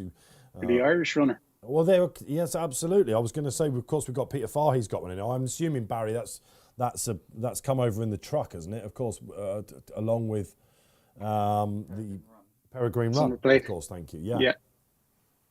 Yeah, it looks like it. He's a 9-1 chance. He's beaten favourite on his last 2 starts, and this is the liveliest ground he will ever have encountered. When he was on the flat with Johnny Frayne, he won a couple of races, but it was soft, and it might have even been heavy another day. So, yeah, this would be lively enough for him now. But if he acts on it, he's not without a chance. He's only a 5-year-old.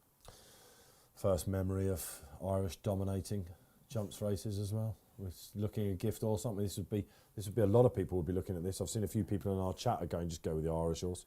His name is Mr. DeVitt. Yeah, that would be all right, wouldn't it? Strong compared to market racing in the summer. Yeah. But again, you're looking at Racing Post ratings. We only gave him a 116 for that, so he's now, because of that second last time, we've raised his mark. He's off 1, 2, 3. So, but as we've seen, these can be torn up very easily. And Sean Flanagan taking the ride. Caramelised, I was about to mention, off the back of a win. I seem to remember he ran here as a juvenile. Yes, got beat. He got stuffed, didn't he? Because Nat Green put him up. Do you remember that? Were you in that Yes. day? Yes. That was one of her first shows I think she did. And she was like, Martha's told me to get with this horse. So we showed it and it ran terribly. Apparently he was sick after, though. Yeah, I only remember that also because Dosh managed to get it over. Yeah, to be fair, Alan King did say, Caramelised came back sick. His bloods came back after bad or something after that. But coming into this race on the back of a flat handicap win is a positive in recent renewals of this race anyway. So that was in his favour. Hence why I was looking at him originally. It makes him a definite danger. All right, okay, so 241 coming up next. We go back, of course, to Newbury after this for the Hackwood Stakes, which looks like a proper sort of, tricky sort of sprint, but we're going to find a runner. Here we go. The commander comes back on now. He's got the plaudits at the moment. We should give him the floor because he's just not the previous big winner out of the park. Rashun, of course. Castle Gandolfo likes to hit the frame, so small each way. Hoping for a turn for me. Brennan on board. Yeah, it's interesting that Paddy Brennan's riding Castle Gandolfo and Conor Brace is on Wolf Prince, isn't it? And I wonder if that's why he is lukewarm in the betting, because of a fact-finding mission for Wolf Prince. Yeah, maybe. Potentially. Yeah, and they just decided to run him in this to see. Yeah, I did think that was interesting because I thought, on everything we know, Wolf Prince should have been the first string, really. My thing about Castle Gandolfo was a commander and everyone out there. I thought he just looked held by the handicap. I know he's only a 5-year-old, but marker 1-2-0 looks a little bit stiff for him. So career best needed. Look, the form you're in, it might well happen, isn't it? Are we watching the Scurry handicap? Mr. Wagyu in the centre. Watching the Curragh again. Mr. Wagyu, we trust. Oh, we'd love to see Mr. He's Wagyu. battling on. Kills is saying that he's going to win, isn't he? I think Kills has put this up. He only wins in June, doesn't he? In July. Yeah, he does.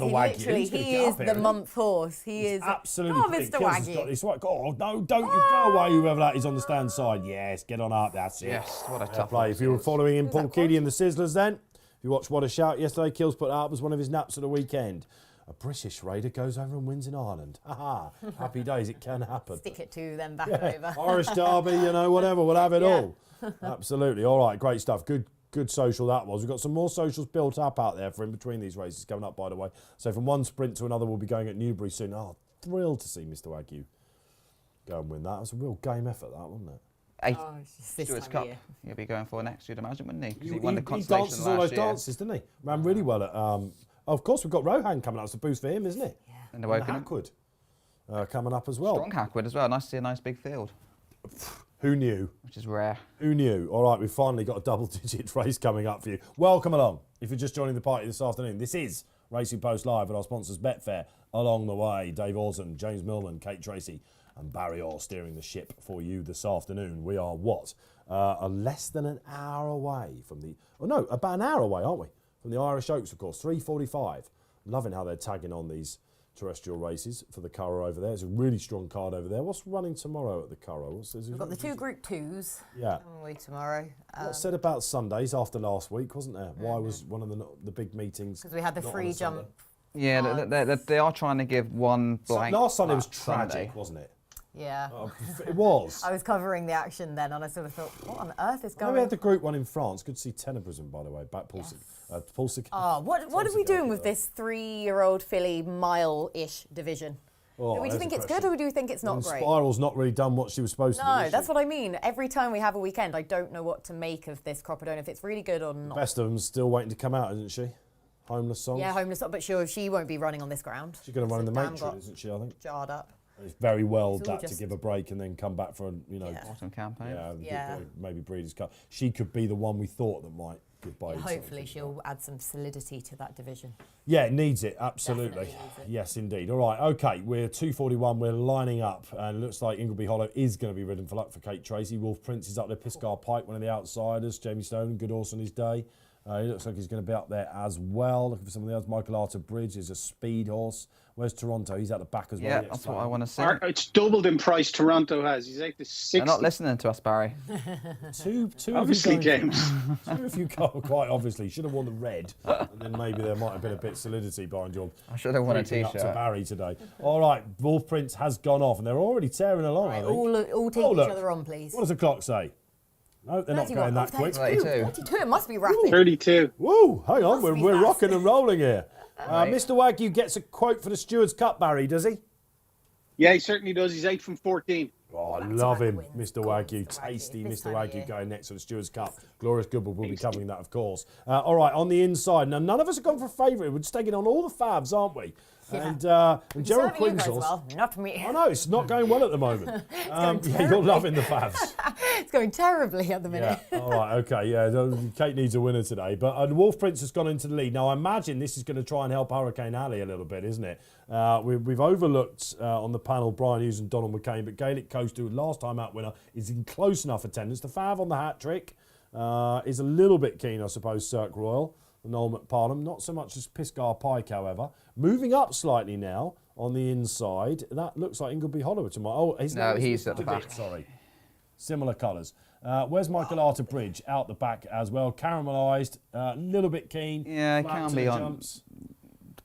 Keen when he lost, I know he was sick afterwards when that put him up. He's got a And bit of a sticky task ahead of him. shocking. That is awful. To get it. Awful. He's absolutely, he's crystallising his chance at the moment.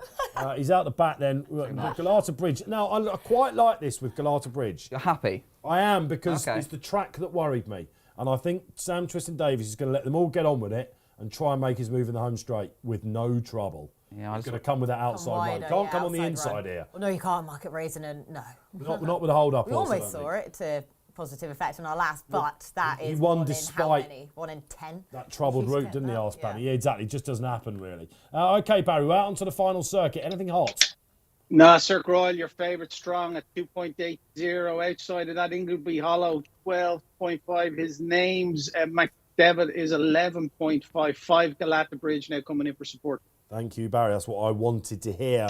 We'll be off to the Hackwood Stakes 256 afterwards, where Rohan's form boost from Mr. Wagyu just about sees him leading the market. But at the moment, still leading, it's Wolf Prince. It's starting to warm up here now, guys. Toronto's travelling on the outside. He's had a bit of a Oh, wide you're trip. getting excited. I'm just mentioning. He is. He's cruising right into it. I'll tell you what, this will be a clip, won't it, if this goes over. Now, this is 3 out. Let's hope he jumps that well. Toronto did it well. Sam Twiston-Davies, my hope, is following that. Where's the Hurricane, Kate? Our Pike under pressure. Hurricane is being smuggled into it. So Love it. hopefully Following the won't- fav. Yeah, that's it. Hopefully not as unlucky in running though. And hopefully the race will play to his strengths more so than last time. Now, if you're on Galata Bridge, this is interesting. Watch this if you're watching it, because Ingleby Hollow's going to try and keep him in on the inside. This is not what Sam Twiston-Davies will want. All right, we're turning into the home straight then. Who's going to come up for glory? Keep catching my eye, Irish runner. His name is Mr. DeVitt on the inside. He's absolutely tanking away, isn't he? Never mind the mark. They make a mockery of him, don't they? Now Toronto comes under pressure. He's not looking good. Ingleby gets the run I wanted from Galata. Keep your eyes on Galata Bridge. I know, Galata, This is not what I this is- sort of really wanted. He's travelling Caramelised now. it. Now There he's you go. got the Now split. he's got his splits, yeah. Now he's got the split and he's paid off for Sam Twiston-Davies. And if he's the horse we thought, he really ought to be going very close here. But it's just about still Wolf Prince.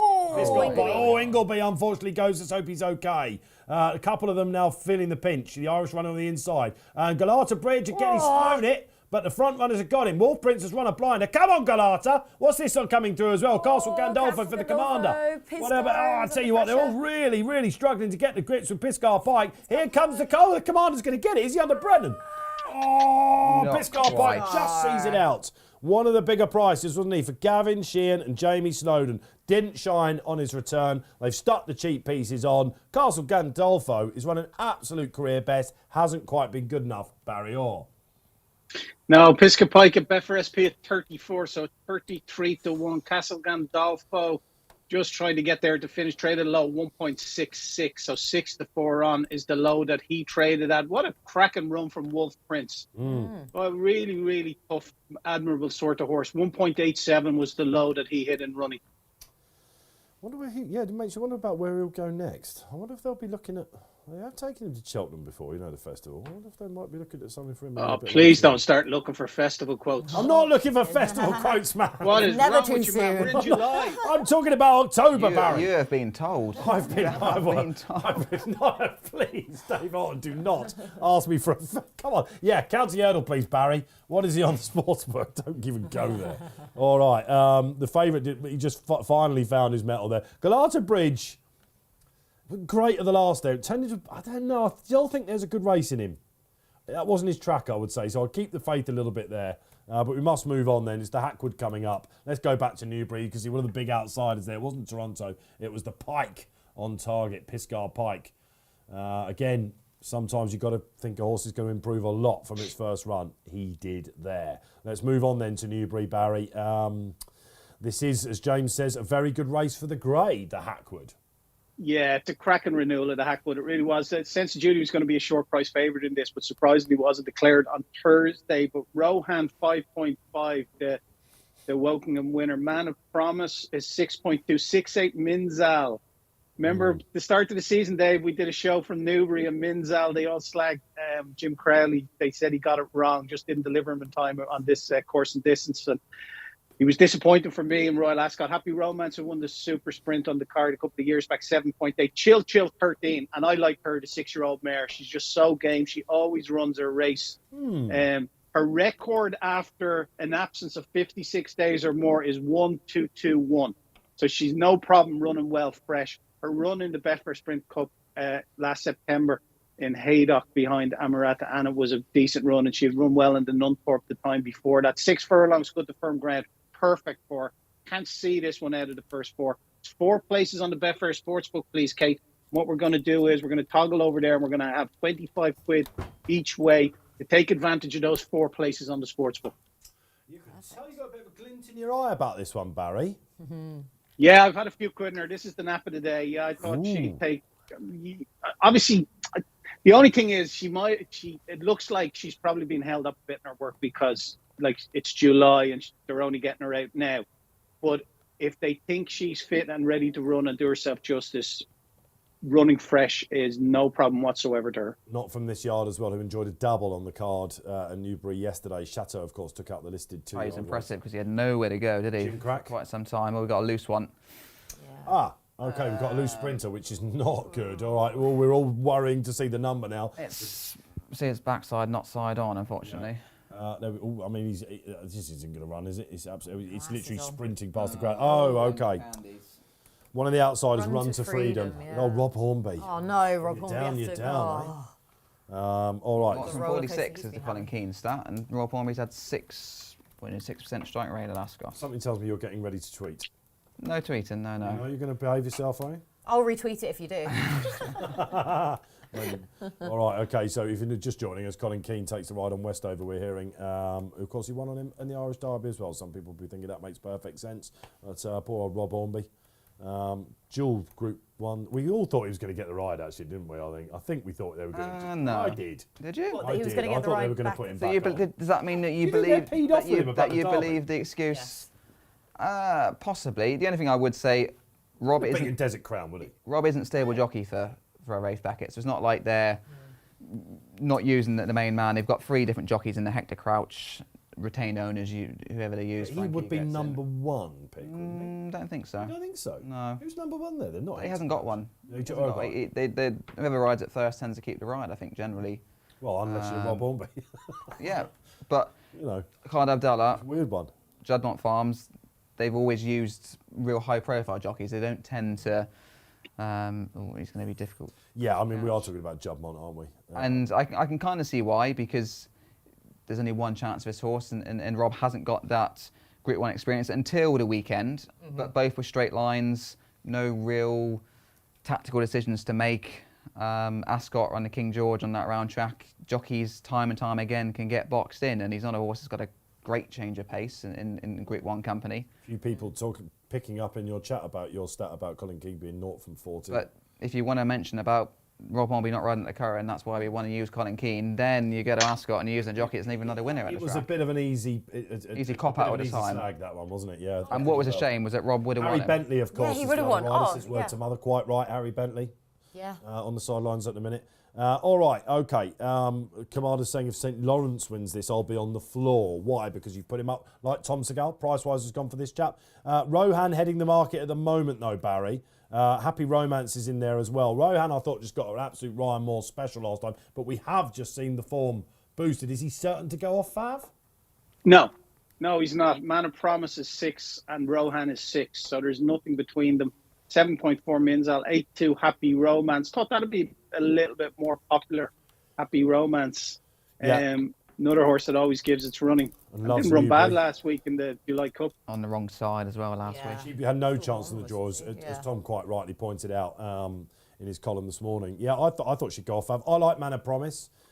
This is his right trip. He ran, of course, in the King's Stand because they had to. Noble Truth and Creative Force, as we know, for the Platinum Jubilee. Got it right that time.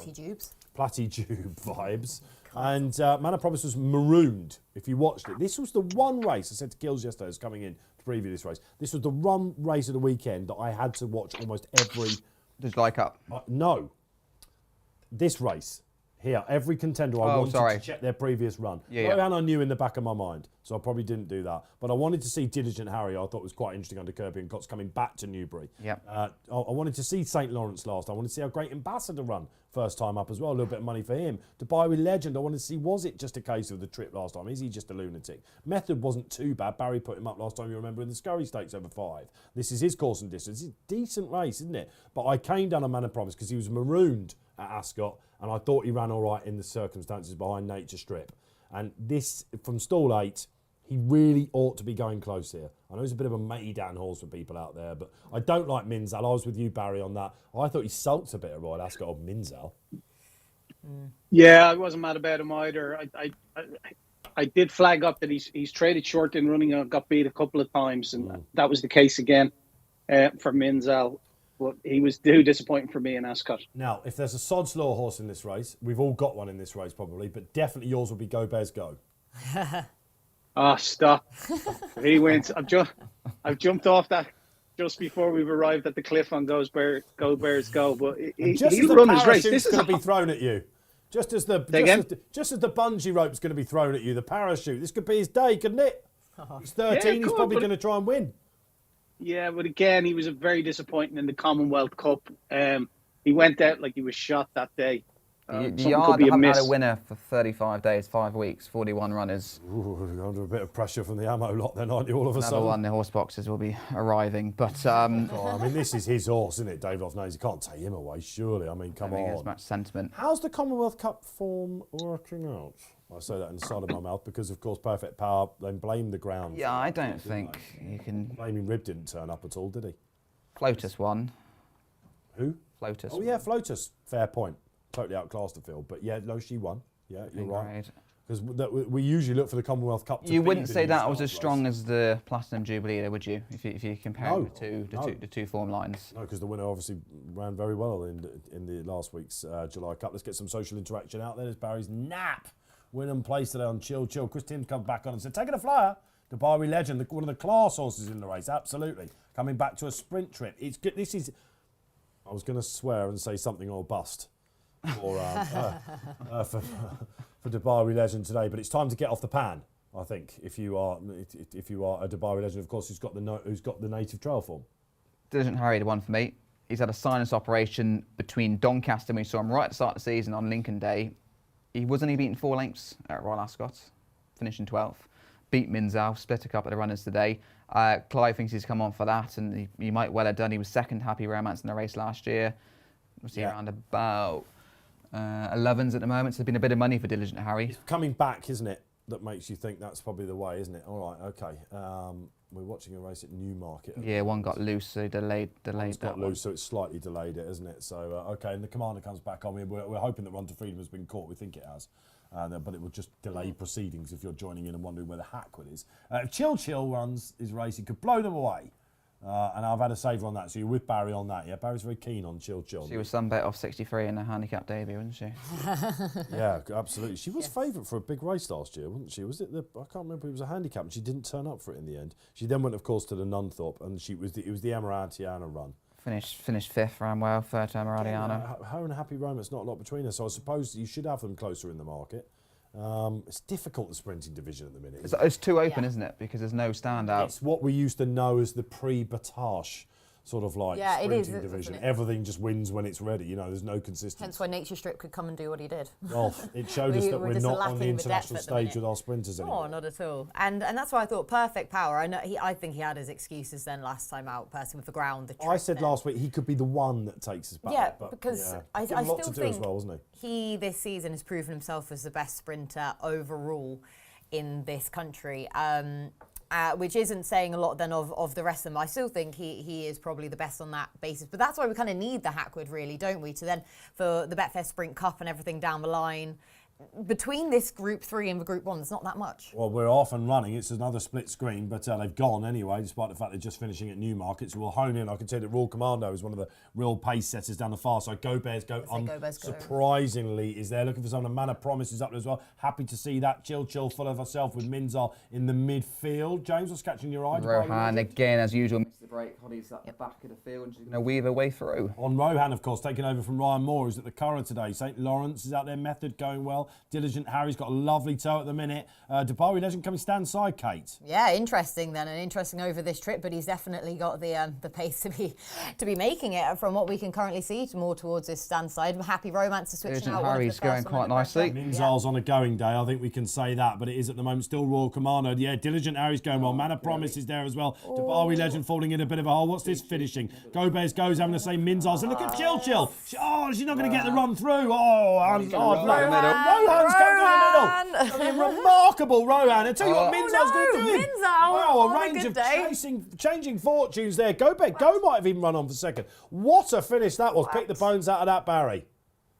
Danny Rohan, when he shot to the front, it looked like it was all over, didn't it? He traded a low of 1.22 for 1,500 quid.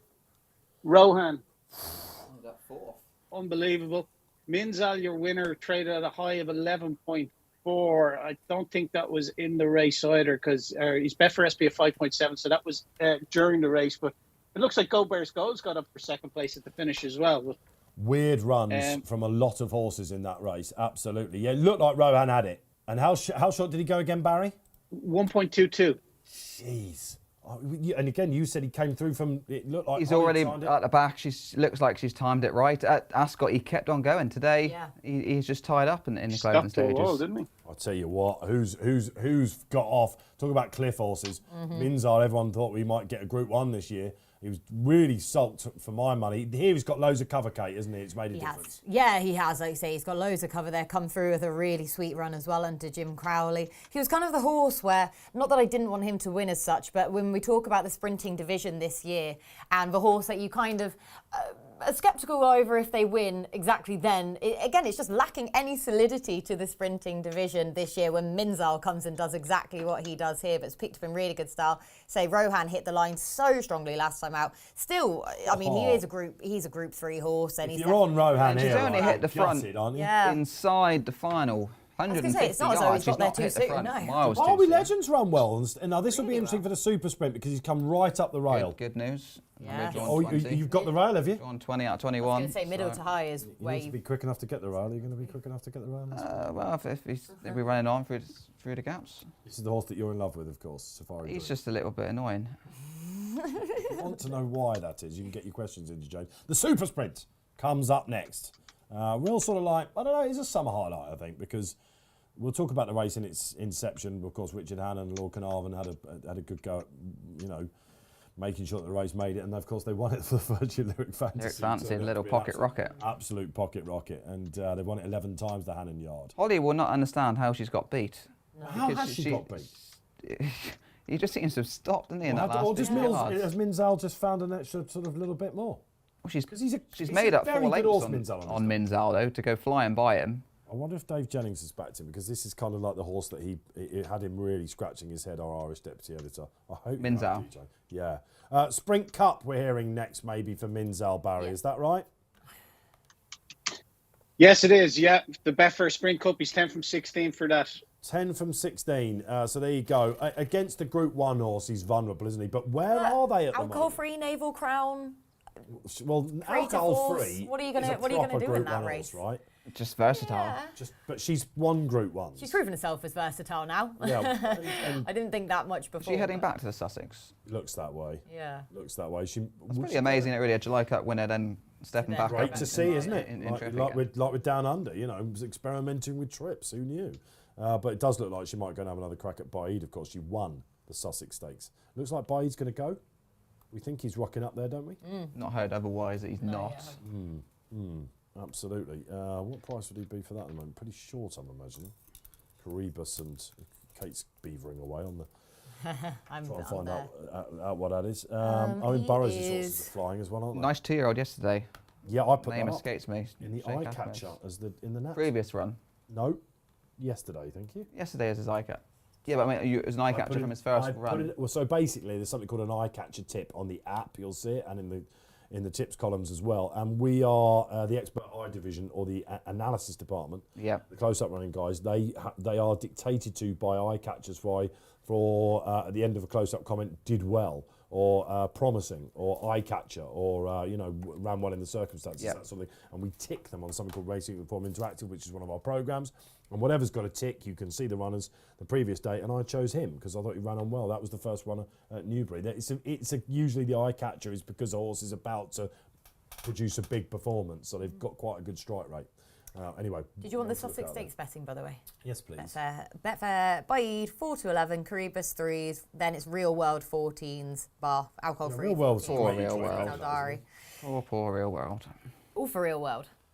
He's Acceleration Mark II. He's run 2 crackers this year, know. and normal circumstances he probably would have won Poor both boy. contests and been the second coming for I Saeed. thought when he was second in the Queen, and we were in that day, weren't we? Yep. And I said, what a price 8 to 1 is for that, because I thought Babe would probably have a break and go to the Juddmonte, So at the International, it turns out now he's double the price because Babe's going. We know he just can't beat him, all being well.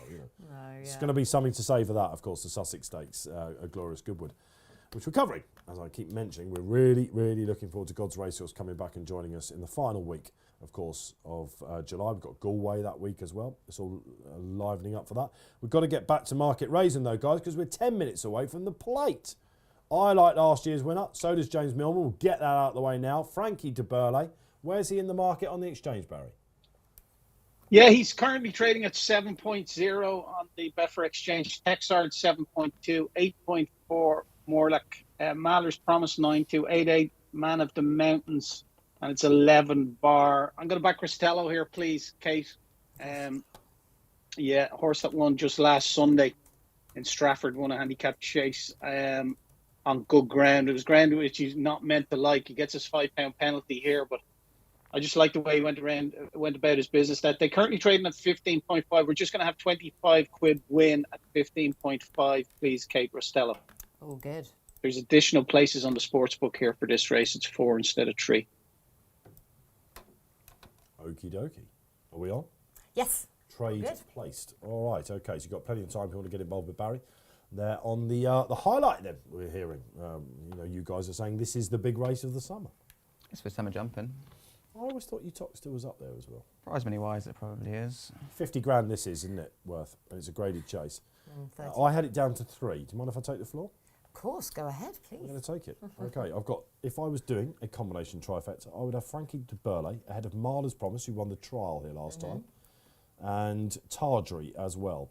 Toronto didn't really advertise that last time, but he ticks a lot of boxes. Laura Morgan, a horse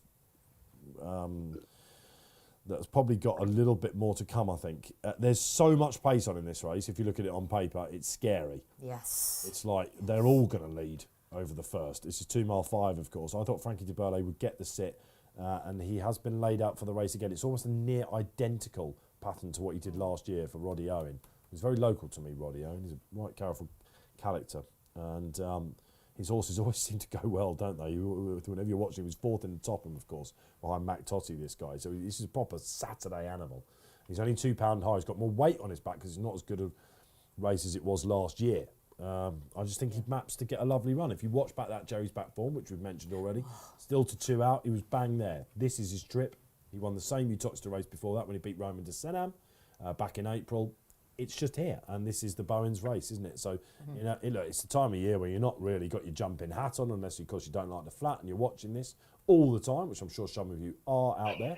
But Frankie de Burley, for me, back-to-back wins, that is the trifecta. Good case made. Very solid case. I can sit back now, Kate, while you wax lyrical.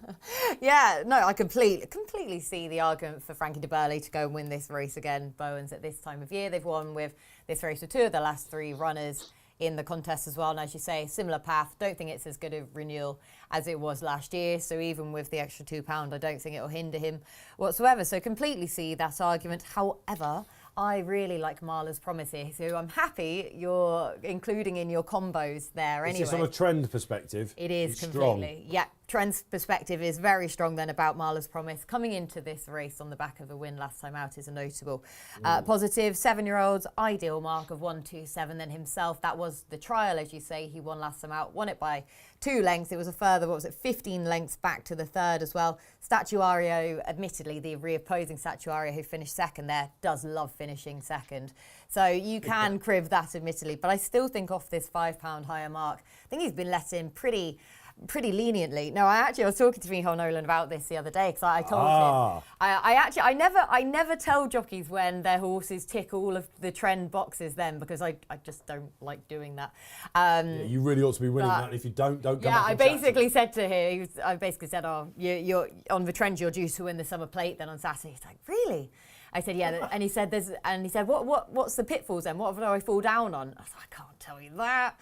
And he said, go on. That's why you don't tell Yeah, me. that's why. And he said, go on, tell me. It'll be in their mind. Yeah, and I said, how are you going to ride him? And he said, well, he does like to bowl along. I was like, yeah, that's my issue. There's a lot of There's pace. so much pace and there's so many that like to make it. But he did say the point then, well, he doesn't have to make it. We've been seeing time and time again that sometimes he can't. And he's happy to take a sit. So he said he's just going to ride him where he's comfortable. Well, thank goodness he spoke to you, Kate Tracey, then, in that case. Oh, no, because then, not that anyone will listen to me and I'm going to put some thought into their mind. But yeah, hopefully he just takes a bit of a lead here because this race does tend to go to hold up performers because we often have ample pace in it. Would it be brilliant if we now see him trying to jet it on over the first fence? I know, absolutely riding the head off into the first. James, we've all had our say. Yeah, I'm in agreement with you, Frankie de Burley. There's one man for the Summer Plate, isn't it? And that is Peter Bowen. He lays one out every year. He says he can't split the 2, but I think the troubles with his other runner, he just doesn't win Statuario. And he said last time he doesn't know why he didn't win. So I think he's got a great chance. As my chair has just decided to disappear down. Yeah, I was going to say, where have you gone? You're not a man that needs lowering anymore. No. No, fair enough. So I'm going to stick with the Bowens. The negative I've got against the real progressive novice chaser, that is Mortlach, who he's beat 3 and 2 rivals respectively, and he's now gone at £21. He's taking on a ferociously run handicap chase.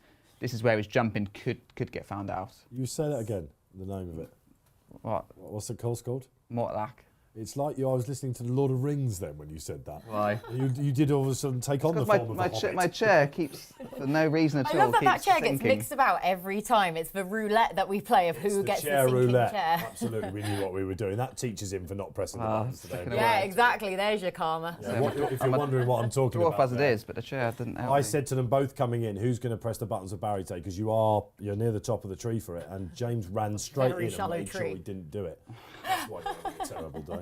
All right, great stuff. We are a very, very competitive race here, Barry. There are, let me count them, 1, 2, 3, 4, 5, 6, 7, 8 last time out winners in this. Yeah, Yes, Frankie de Burle 6.8 now is heading the market. Texard 7.876. Mortlock Maller's Promise 10.5. 9 Man of the Mountains. Few quid knocking around for that one. There, David. So it's a wide open betting contest as you'd expect for a competitive, well-funded handicap chase. Yeah, and even Jesse's got one in here, of course. Jesse Harrington's got the favourite coming up in half an hour now. The Irish Oaks is away. A rapid response. I can't remember the last time I saw a handicap on a Saturday over jumps like this, where not one runner had finished out the frame on its last start. They've all been placed or won. That's a good, yeah. It's proper competitive, isn't it? It And really is. all targeted at this race, you'd imagine. Oh, this is it. The main summer highlight. So at more Market Rasen. You said that like you were in Lord of the Rings or the Hobbit. Well, I didn't intentionally do so. I could see you in the Shire. In the Shire. You could be an extra. You're basically from the Shire, to be fair. They're doing a Goblins, whatever they prequel, are. aren't they? I think to Lord of the Rings. Did you get a call up for that? No, I didn't. I could do with some extra money. This chair is gonna Right. As he sinks to the Sinks to lower Middle-earth. levels. Who thought it? sink into hell. Let's get some socials up while James tries and reassesses himself. And Barry, I'm going to let you watch the Curragh because I know you've backed Mooney Esther in the group sprint over there. You've got a lovely sit there at the moment, man. But Frizzy Red comes over and said, Peregrine Run each way with me. Now, we all love Peregrine Run. Don't tell me no one's ever had a few quid or euros out of Peregrine Run. Absolutely. Might be getting on in years, but he's always had a touch of class about him. He's a lovely horse. And Peter Fahey's travel companion, shall we say, I think ran rather well in the last race as well. Where's Mooney Esther, Barry? Centre. Oh, look, there he is. You got a good old glimpse there. Oh, come on, Mooney Esther. Come on, something's finishing. Go on, Mooney Esther. Come on, then. We're watching at the Curragh. Oh, I tell you what. Go on, get it up. Get it up. What did I call that? Yeah, right. I got chinned. Long final furlong there, Barry. You're at it again. Oh, Lord. We'll let Barry compose himself. Shall we have a quick look Yeah, at I think- Dublin? Where is he? Is he on the floor? Dublin's despair. His chair's gone lower than James Millman's. It's gone through the window. That was Royal Ascot form as well, wasn't it? Some more socials coming on as we let Barry compose himself. Anand Gurung. Great name. Great name. Man of the Mountain, surely here. Has got I some don't think class. he's too far wrong, to be fair. Loves the quick round. Just he's a prominent racer. Yes, And he will another be one of those that He would stays be a bit perhaps- further, doesn't he? But Tom Bellamy getting the ride for Emma He's also got Lycan Strike in here. Jack Wildman claiming 7. Another last time out winner. Look, absolutely. I don't think anything in this race we can actually dismiss out of hand, to be honest. So And he's got that winter class as well, hasn't he? Man of the Mountain with your Paddy Power Gold Cups and all of those. Brian Hughes on the outside of the field, the extra, the second string, as we might call it, Licklighter. Licklighter I give a huge chance to as well. That's why 40 his to 1 price you give it is- a huge chance to. Yeah, completely. Because, I mean, Laura Morgan at the minute, absolutely firing in the winners. He's another one where I know it doesn't really go, it doesn't narrow it down too much for last time out winners in this, but Licklighter, that win last time out, I really liked by 14 lengths, and in that novices hurdle had Versailles, you would have thought, keeping the handicap mark down to go back here. This has been the target. Oh, Mooney Esther, look at that photo finish at the Curragh. Sick, Barry. Ladies' Church is one. Yeah, I think that was that the thing that was supposed to win at Royal Ascot in the handicap, wasn't it? Went off favourite for the Palace Holly Road race. Yeah. Johnny Source, that Ladies' Church. How's your luck? It just looked all. I mean, I won't go to you, but I'm assuming it was 1-0 something. Yeah. Okay. All right. Rubbing it in. Oh no, I'm not trying to. Oh, Barry. I think Barry was tipping up to a few people on the chat as well. Okay. What about? Listen, just going round at Market Rasen. Darren Walker came on earlier with the social. I wanted to just chat about this. We might just get an answer from Barry here. We were talking about the whip brawl earlier. Have we got this social lined up, Will? In the gallery. Here we go. Right, okay. What will the bookmakers do, Barry, if a horse is first past the post and then gets chucked out because of the new whip rules? If he's first past the post and gets chucked out, well, we obviously pay double result, so they're covered by it. Yeah, so we're But going to not the exchange. The exchange's rules are racing, so it would have to be with these new rules when they're going to have to retrospectively go back and look at every every placed horse, really, I suppose. And so it'd be good if there was a time specific put on that. Yeah. So it's a tricky one, for isn't a 5 furlong sprint, they'll give the winner all right within 3 or 4 minutes after the horses have crossed the line. It's all about resources, Dave. If they resource it well enough, it shouldn't impact too severely on punters. But if they don't resource it properly, it could be an absolute nightmare. I think with the length of ban for going 1 over, 2 over, 3 over, that it's going to be so limited that jockeys will be going anywhere near a lot won't even get the sub. Yeah, Elsie on the website. I don't know if you saw David quite Elsie. vocal. Years ban. He's A year ban, but then that's a little bit. in retirement now. You see, being mischievous is Elsie. I'm going to try and get I would well. say it's mischievous when he had a licence. He didn't stop him. Great characters. The game of the best trainers of all time, of course. All right. So now this is interesting. They're There's a funny rush. enough. There's a bit of a budge on to see who's good. We were expecting them to all lead over the first. This looks like the King's Stand, doesn't it? A market racing. Here we go. We've got about 10 runners trying to get over the first fence in front. Man of the Mountains winning at the moment. He's the quickest horse. Oh, surprise, surprise, Pipey's is going to try and have a go as well. Of course. It looks like Al Rock is going to lead, I think. Only ran 5 days ago. Oh, wow. They're really rocking. Oh, look, we've got 37 on the clock in a jumps race. Happy days. And if you're on Lit Lighter out the back, if you're on Lighter Strike, if you're on, of course, Rostello, they're the back markers at the minute. Frankie de Burley as well. James, we're pretty happy. Yeah, line up right on the inside, so he's saving ground. Unsurprisingly, because he stays further. He's not got the pace to lay up at the moment, but that shouldn't be a problem, as Tom Scoob's gone off in front. I think he wants to get on his honeymoon, doesn't he, Tom Really Scoot? He's like, hang on, let's get this out of the way. He's, of course, recently married. Congratulations to the Scudamores out there. But you think he's sitting the beach at the moment, isn't he? Because this has gone off like a King's Stand runner barrier. Yeah, well, he's still trading at 25 and running Al Rock. Nothing really massive. Frankie de Burley 6.4. That's close to his SP. 9.4 Texar. That's a little bit bigger than what he SP. That Mahler's promised 9.4. 7.8 Man of the Mountains. Nothing, no win running news to report just yet, Dave. All right, we're on the first circuit there now. It looked like Lit Lighter just whacked that. Yeah, he made a mistake, and Tadri in the previous fence made a mistake. Tadri Laura walked through Morgan it as well, horse did that he? made Yeah, huge he's a mistakes. horse that does like to dominate, so it's no surprise to see Tadri right up there at the moment. What was that?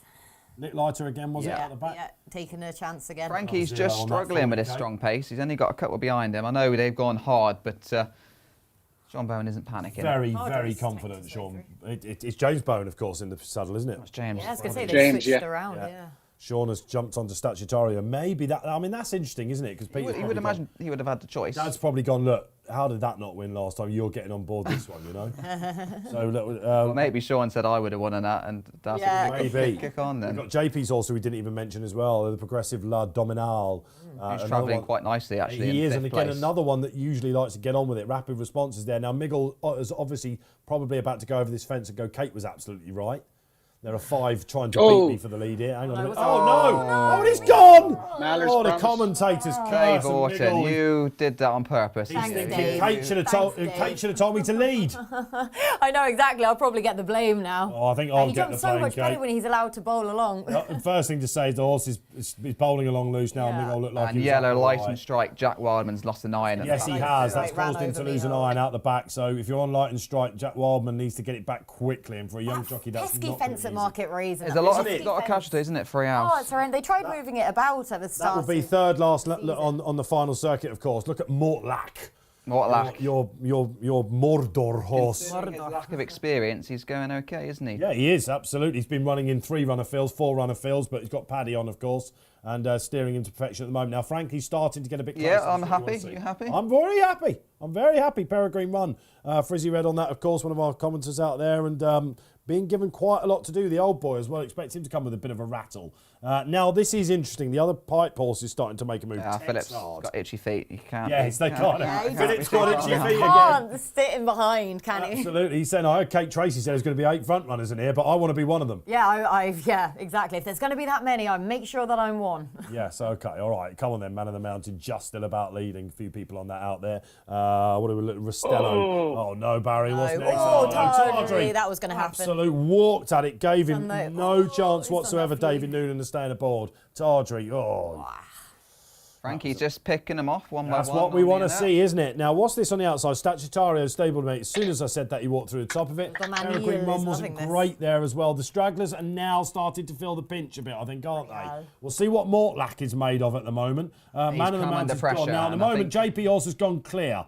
So let's find out what Frankie's going to do on this. Now, all of a sudden, James Bowen's thinking, hang on a minute, has he given me the slip on last year's winner, Frankie? He's niggling, not panicking. Absolutely. We're turning in. We've got 3 to jump, but still quite a long way to go. Statutorio being smuggled, as Kate said earlier. I finished second. He probably will finish second. It's what he loves to do, isn't it? We're turning in then, and at the moment, it is going for glory. John Joe O'Neill Jr. Man of the Mountain is rallying, as is that still Al Rock up there? No, it's not. No, it's changed up. Still. Now Statutorio comes. Here comes Frankie as well. Frankie's going to finish in the frame if they jump. This is the tricky fence then, 3 out. Oh, it's horrendous. And running, you're nearly going to win, aren't you? Oh, There's you 2 can't lengths get in up tight at the to it. moment. You Well can't done, go mate. long at it. You just have to meet it. Portlack pulling up. Frankie de Burley is going to hit the ground running. Joe's Man of the kicked Mountain's on, running an fair way absolute. out. Look at Light and Strike trying to come despite all the problems with the jockey's out of the saddle. Statutorio, here he goes. Come on, Frankie. Come on, you can pick him up. The Bowen horse is going for it. He's tiring up front. Is he timing this to perfection or is he giving him too much to? Here we go. Come on, James. Good jump. Oh, how much Go has on, James Frankie. got Get up left? there. Come on, Frankie. Oh, Lord Domino is going to find the JP runner too strong, I think. He's absolutely flying on the running. Go on, He's got Frankie. the Bowen 2 and 3. Come on, Frankie. Can you get him? Oh, James she'll keep Bowen's fighting. going for it. It's not going to come in time, is it? Yeah. Oi! A summer play. Who loves summer jumping? We do. Well done. Even James Millman nearly got a flicker of emotion there. That was a very good ride because he never panicked. We'll share it because we're both Who in. knew we'd share anything? Right in the middle, but cracking ride because John Joe did kick on a fair way out on La Domino and James Bowen never ever panicked at all, and he literally he got 20 strides before the line. He's gone in front and fair Miles play. cleared a pair of them. And look, when you get it right, you're called a hero, aren't you? But the 5-1 Fav on track has won. What was the best Betfair SP, Barry, and how high did he go in the pursuit of the runner-up? Betfair SP of 6.65. He's returned favourite as well. Frankly, de Brulé, your runner-up hit a low of 1.30. Led coming out. Got a decent ride, didn't he? And he had the rail after when he turned into the straight, and that counted for a lot. But James Bowen, he's just so strong, isn't he? He's given it a great ride to get up and win. But no massive in-running news there. I hope all the horses that fell got up okay. Thrilled for the owner, Roddy Owen, as well. He's a real colourful character. And there is a pub in Little Missenden in Buckinghamshire which is about to go and be drunk absolutely dry, I think. The Crown in Little Missenden. Run by Trevor Howe. If you're anywhere near if you've had a few quid on that, you're anywhere near the vicinity, I recommend going now. Okay, that was brilliant, wasn't it? Really good to see. And I know we were on it and it was exciting, but I genuinely thought he was just going to come up slightly short there, so I might have got a tad excited. Yeah, I think James never too worried though. he didn't panic. Well, the runner-up kept going, didn't it? And as Barry mentioned, he did get the rail. Everything was in the runners-up favour, but Frankie stays so well. Such a strong pace. 8 in contention going to that first bend for the lead, and it set it up for a proper stare, and that's exactly what Frankie de Burley is. And Peter Bowen is pretty much a genius when it comes to this Just race. a genius. And Statutorio's run well without quite getting home, isn't he? And that's that Jerry's back form again. There you go. So look, great stuff. And whatever you think about it, that was a really exciting highlight, and it was just lovely to see. Let's hope all the horses are okay. Mortlack pulled up, of course, a couple of others unseated as well, but there's still some racing to go at Market Rasen. We now bid farewell as we concentrate on 2 absolute barnstormers for you. The feature races of the day coming up. The Super Sprint, followed by the Irish Oaks. 2 strong favourites in both Barry Orr, starting with Maria Banwell. Yeah, she is strong. She's 3.6 now, 3.5. So she's a 5-2 favourite, Maria Brandwell. 6.6 Rogue Spirit, 8-4 Miami Girl. That she's been steady away now, it has to be said in the market. Eddie's Boy, 9.4. Union Court, 12.5. 15.5 Dare to Hope. That's another one that there's been money for. I like a big outsider in it called Not For Profit. PJ McDonald rides it for O'Meara. He was a little unlucky on his debut in Yarmouth. Had a bit of trouble in running. Didn't really get knocked around that day, but made no mistake when he ran out a really convincing winner of a novice in Hamilton. Now, the form's not working out much to that, but Tom Marquand, I thought, was a real eye-catching booking for this one. Or, sorry, PJ McDonald, I thought. It was meant to be Marquand. Yeah. It was meant to be Marquand, but because this was meant because Tom Marquand's riding in France tonight at like 7 p.m. or something. Yes, he's on a... So he was missing the Haggis horse in the next race and was meant to be riding this, so potentially his flight has moved earlier. He's on a See the Stars colours, of course. Yeah. Yeah, well, but he's currently trading around 80k, and there's 5 places to each way punters on the Betfair Sportsbook, which is also a 5-place market on the exchange. And we're just going to have 25 quid win there. And what we'll do is we'll set our own price, because currently trading at 11-4, which is ridiculous. It'll be a lot bigger than that. So in the 5-place market, if you go to that and you select back, and we're going to put in that odds box, we're going to put in 8, which is around a 7-1, and we're going to look to have 25 quid on. Sorry, Barry, what were we setting our odds to? So we're going to set our own odds here. So you select back for not for profit. Yep. And in the odds box, put in 8. 8? Oh, wow. 8, In the 5 places? Oh. Yes, please. Oh, I thought I misheard you. That's why I just had to double check. No, you didn't know. And 25 quid, yeah? Always Perfect. best to double check, Kate. Yeah, I thought I must have place missed bet, some Kate, number. Got place you. bet, Kate, yeah. We're all on. I just thought I misheard you when you said 8. That will go into someone to lay us that bet. It goes across into the lay section. Like the horse is currently 80. It could be a 3-figure price in a couple of minutes. So 8 is a realistic price that we could get matched at. So I'll keep an eye on that. Isn't that interesting? Because you're right, they do tend to balloon these sort of rag prices, don't they, just before the offer? Okay, so keep an eye on that one then. Barry, not looking at Maria Barnwell, who of course is David O'Mara, going for the other horse. PJ McDonald now getting on. And a totally unexposed not for profit then. Coming out stall 3, which historically is a bit of a tricky scenario to do here. 10 of the last 10 have been higher than stall 10. That's all in double figures. Not since Panophobia won for Richard Fahey in 2013. Everything's been pretty much nearer the stands rail or centre. So it was a really messy race last year, despite the fact that Gubba's probably the best horse in it, won. There was some a vintage Clarets was nearly knocked over. You remember, was really well fancied. There was some Chipotle. He went Yeah. top 10, wasn't he? He got knocked over as well. So we need a bit of luck here. Who's going to come out the luckiest for you, Kate Tracey? Oh, this race. I love it. From a betting perspective, Maria Bramwell, I think, is the best form. Kills is all over this. I love Very her. strong, isn't he? He's very, very strong. Yeah, and she's really strong in the betting as well. Another one there for the James Garfield progeny. the sire of the moment. Who's still, he is. Considering he himself as an actual racehorse, I mean, he was okay, but he wasn't sort of a standout. But he's bang there still with the leading first season sires in the table as well.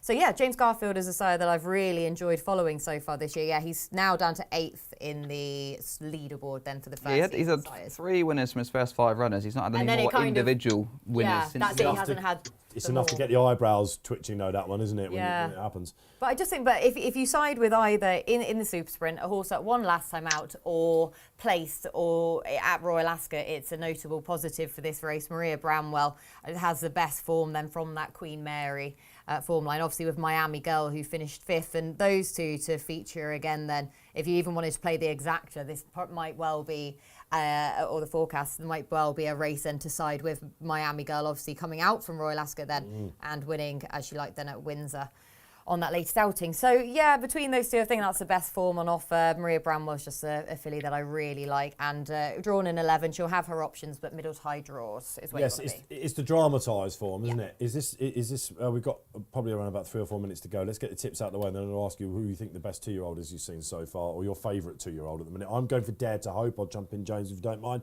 Thought Maria Bramwell absolutely the most likely winner. I had it down to 3.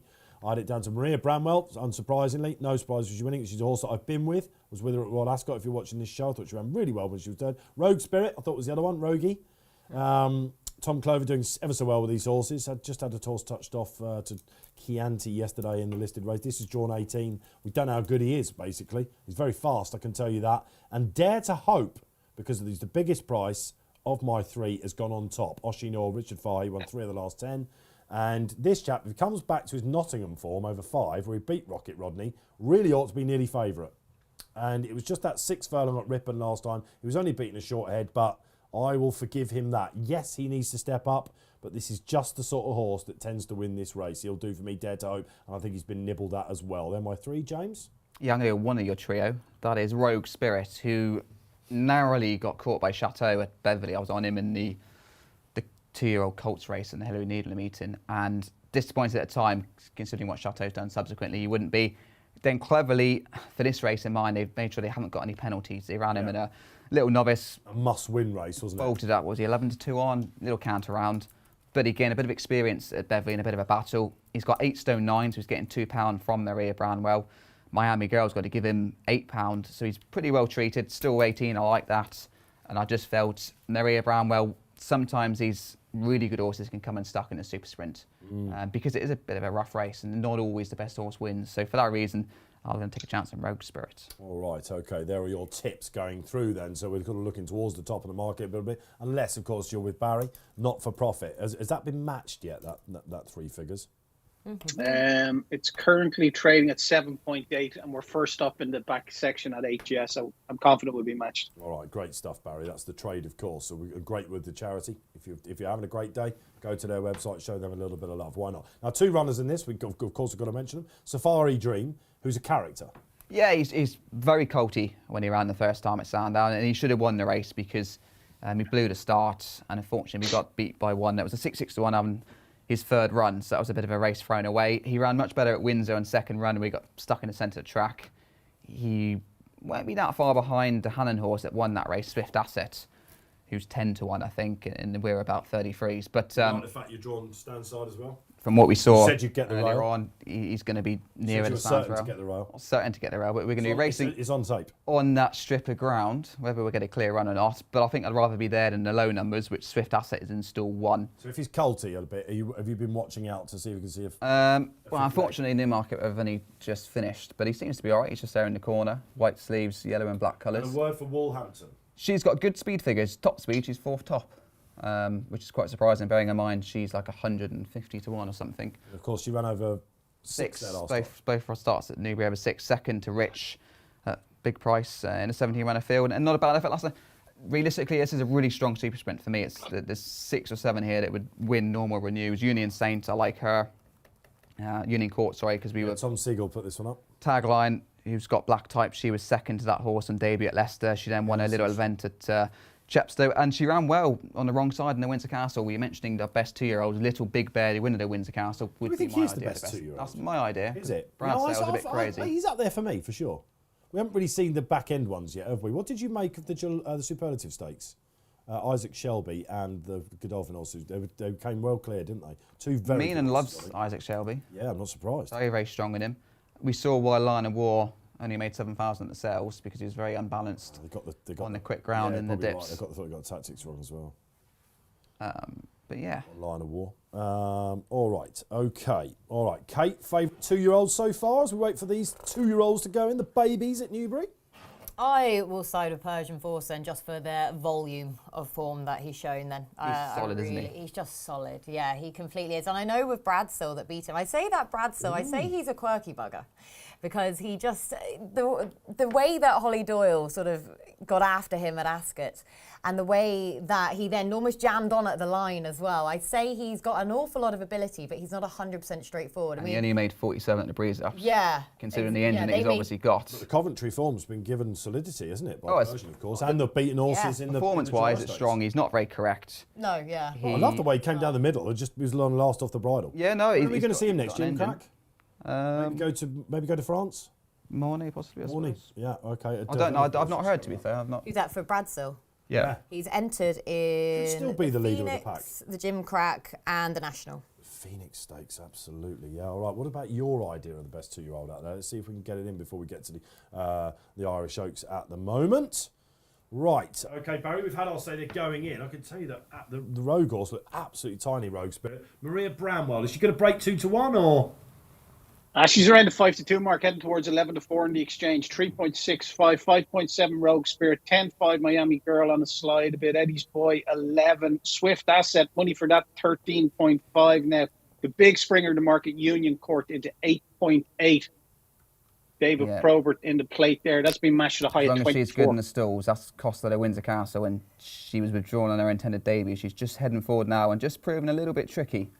Yeah, Union Court. She absolutely is. Oh, not a James, split right. screen. Yeah, it looks like. Oh Carmel, no. With my eyes, I won't be able to see. No, I was going to say, especially with that many across the track. Oh, that is not ideal, is it? No. But then late off You times. imagine that Carmel don't have races that aren't 3 mile 3. No. No, yeah. You have to go round the Roman wall about 100 times. But Union Court, okay. Tom Seagal put that up. And right, spring up. You're right about her, James. Yeah, she's quirky. She's gone in there nice and quiet now. Right, we're all going to have a team effort on this. Because if this is... Oh, my goodness. Oh, it is I haven't gonna got be my glasses on. It's going to be... We're, of course, watching it. We want to be ahead of you as possible. But, okay, we're off and running. We're expecting stand side to be historically the place to be, but they've charged out on the far side. Yeah. Is that Swift Asset? It is, isn't it? The Hannons from stall 1 going right over to the far side. Eddie's Boy leading on the stand side. That looks a bit better. So Swift Asset is leading 2 on the far side, just the 1. Is that you? Wolverhampton? No, looks like it. I think you. Oh no, it's Agostino. No, I don't from think stall so. 2. That's Robert Cowell. But That Eddie's wasn't Boy the on the plan. far side. I mean, down the centre, anything could be leading. Now we've got a split screen, and the cameraman's decided to go to 2 on the far side. Come on, give us a hand here.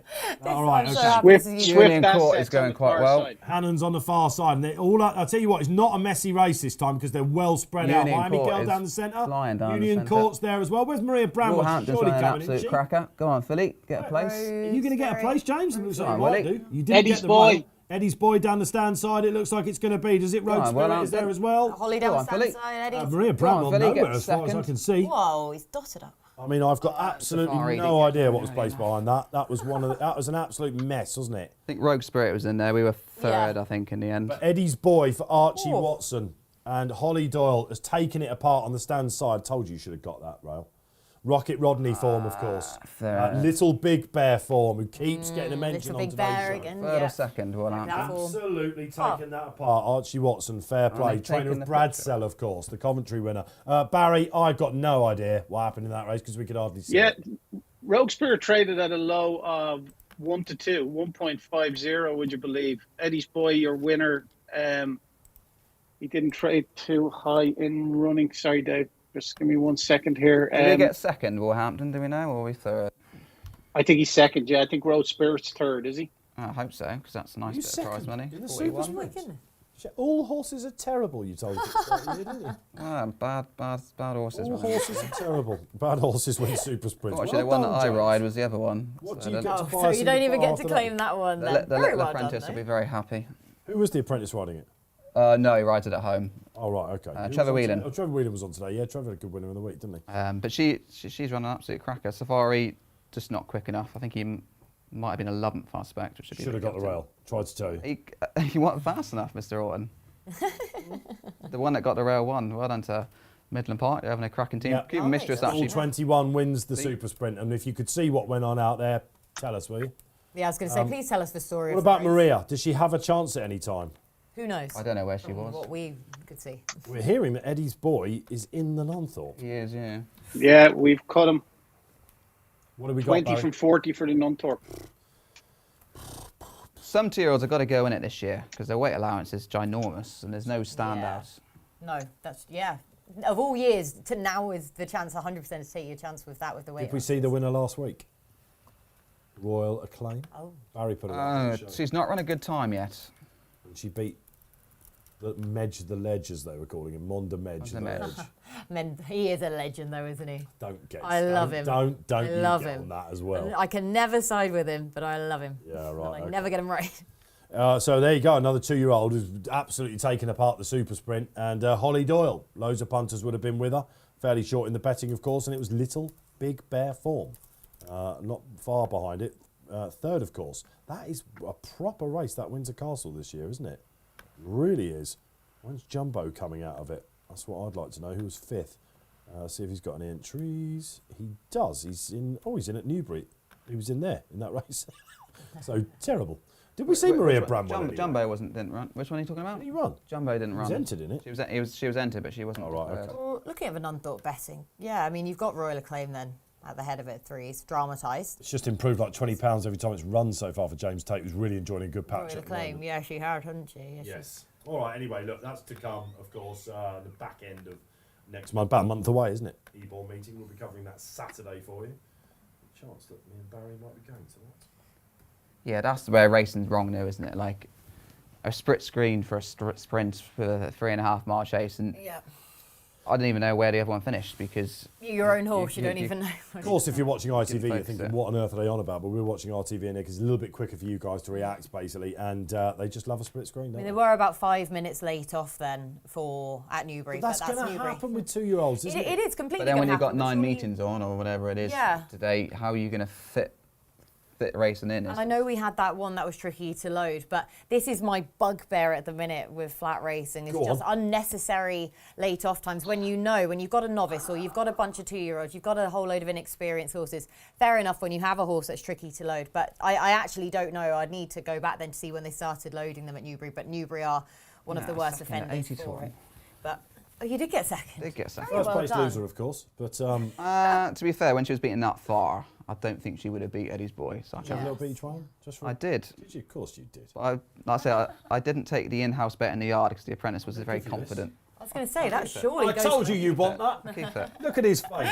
There Take a we go. picture of that, will you? Take that Does over enjoy here. being here sometimes. I didn't expect it to actually sound like that. A bit tinny. Bit more. hang on. No, I expected more it to be far substantial. fancy. Give it away, Yeah, more Kate. substantial than I thought. Oh, right, I see. All right. No, it's better than I thought. It's a trophy to covet. Talking of which, we've got the biggest trophy of the weekend coming up next. It is the Irish Oaks. We've seen Westover lengthen his odds and go and do the business. It's Barry Orr in the last. Yes, Magical Lagoon, your favourite on the exchange at 2.25. It's 7 toy. Cardigan Joe is 6.2. 8.6 Emily Dixon. History 10. And it's 24 bar. Magic Lagoon for us here, the Ribblesdale winner did us a good turn there. She raced prominently. She stays, as we know, from Ascot, and she's an improving filly. I really can't see past her here. So, Kate, what we're going to do is we're going to go to the race on the sports book and see where it says lengthen your odds in the top bar there. Yeah. This is a really popular feature now on the Betfair Sportsbook with our customers, especially where there's a short price favourite. Now, if you scroll down, you'll see Magical Lagoon to win by 2 lengths or more at 9-4. We're going to have 50 quid. Yeah, we're going to have 50 quid on Magical Lagoon to win by 2 lengths or more at 9-4. That's our bet here. Letting your odds. It's a really popular feature, a new feature on the Betfair Sportsbook. I was going to say, when was that? Yeah, the lengthen your And like odds. Dermot Weld in the first at the Galway Festival, we have got a new trend, a new system. It's back Barry in the last when he lengthens his odds. He's on a hat trick. Okay, we What did was the Warner last Claim two? last week. We did Westover the time before that. We got the Curragh double on here, and I'm with him all the way. Was lucky enough to speak to Jessie yesterday. And she certainly didn't put me off. I think even with Emily Upjohn, of course, who's now out, the plane didn't take off. She reroutes, of course, to next week's King George, all being well. Or a lot of people thought she would be anyway after the Oaks. A conspiracy. The conspiracy You love a theories are out there, conspiracy, but don't you? it's a wild one, that one, isn't it? That's the wildest that I've But heard. she is going to have a crack Right. at Westover and the rest with the fillies allowance. He likened it to Gruder, of course, who went and did the Oaks and King George double when it had no weight on its back. I think she might go off favourite next week, personally. We will see. She certainly would have been favourite here. Magical Lagoon, I thought was one of the each-way bets of the season at 4-1 when I saw the price yesterday, because I was against her in the Ribblesdale, unlike Barry, and I put up Sela Rosa, who had a right good goer and got sore off. I think we can say that. She says only a second run here at a mile 4. She's a half-sister to Novelist, who won the King George at Ascot. She'll love the ground. I said, what about stall 8, Jessie? She goes, no, there's only 8 runners, not worried about that. 7 now, of course. And likes a bit of space, Yeah, there was I think only Jessie 6 said. in the Ribblesdale. There was only 6 in the Ribblesdale. Exactly. So I think she should get out fine. You never know what the O'Brien lot are going to do. Ryan Moore now on clear second favourites. I thought, how do I pronounce this, Barry? Is it Cardigogio? Cardigogio? Yeah, that's right. Is it, yeah? Cardigogio. Cardigan Joe. Cardigogio. What does it mean? Oh, he's RJ's testing. friend. Oh, okay. All right. So this is, again, a horse that Come from nowhere, isn't she? Well, I heard Joe talking about this after. He said we'd love to get placed in an Irish Oaks, but it looked like it's a horse that might improve again. Magical Lagoon get a little bit sweaty at the moment, but I'm not going to let that worry me. Very, very strong. Happy to go with it. I thought Emily Dixon might be the danger after a luckless run last time. Kate. Yeah, honestly, I've had such a disaster of a day so far that I'm going to take her on here, because why not? Why not? At that current price, because yes, she bypassed Epsom to go to the Ribblesdale. That was a plan that paid off. Jessie Harrington, very bullish about that, showing the genius that Jessie Harrington is. Then after she didn't think she would handle the cambers of Epsom, after she didn't handle the undulations of the Filly Smile at Newmarket. So, and then coming here again. But I just wonder about her run in the Ribblesdale, whether or not she was flattered to an extent. This might be a stretch, but it's a stretch to take her on at 6-5 at the head of a market, therefore, where she basically she was in the optimal position in that she got first run on her rivals. It was a steadily run race early on. I loved Plenty her of attitude. those were in behind. She was great Yeah, one attitude. full attitude, but at the same time, she did get the run of the race, where she was 3 lengths ahead of the reopposing History. When you look at the price disparity then between the pair of them, History, I know that Wayne Lorden's riding instead of Ryan Moore on Toy, but I wonder about Toy getting this trip ultimately. And History at that price for me is worth chancing bridging that gap, considering she conceded first run at Royal Ascot, then to Magical Lagoon last time out. So each way, why not with the 7 runners then? I'll side with History. Hopefully, because she's got that pedigree, she should be better than what she's shown. Yeah, of course. You've got the 3 places on the exchange if you want to go with Kate then. Millman, you on a high? No, I'm disappointed. I'm going to lie because I'm agreeing with you again. Magical wins. It is. You're with Barry as well, so... Barry upset a little bit. Magical, just obviously it's disappointing. No surprise that Magical is just so short because the opposition isn't really Irish Oaks class, is it? Ultimately. It's a bit of a... It sort of sums up the division to a tap, doesn't it?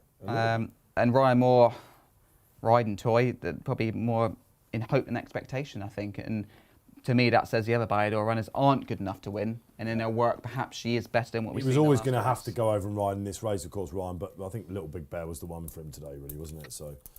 And they couldn't run Tuesday in this again, could they? For another classic, that would have been. I think they wished they gutted they didn't run an hour though. Yeah, I was going to say, do they not? Yeah. All right, we're off and running. It's the classic that is the Irish Oaks. Good luck wherever you have played. Looking down, we're expecting Magical Lagoon to be bang up there. One taking she is her with on. Show of Stars.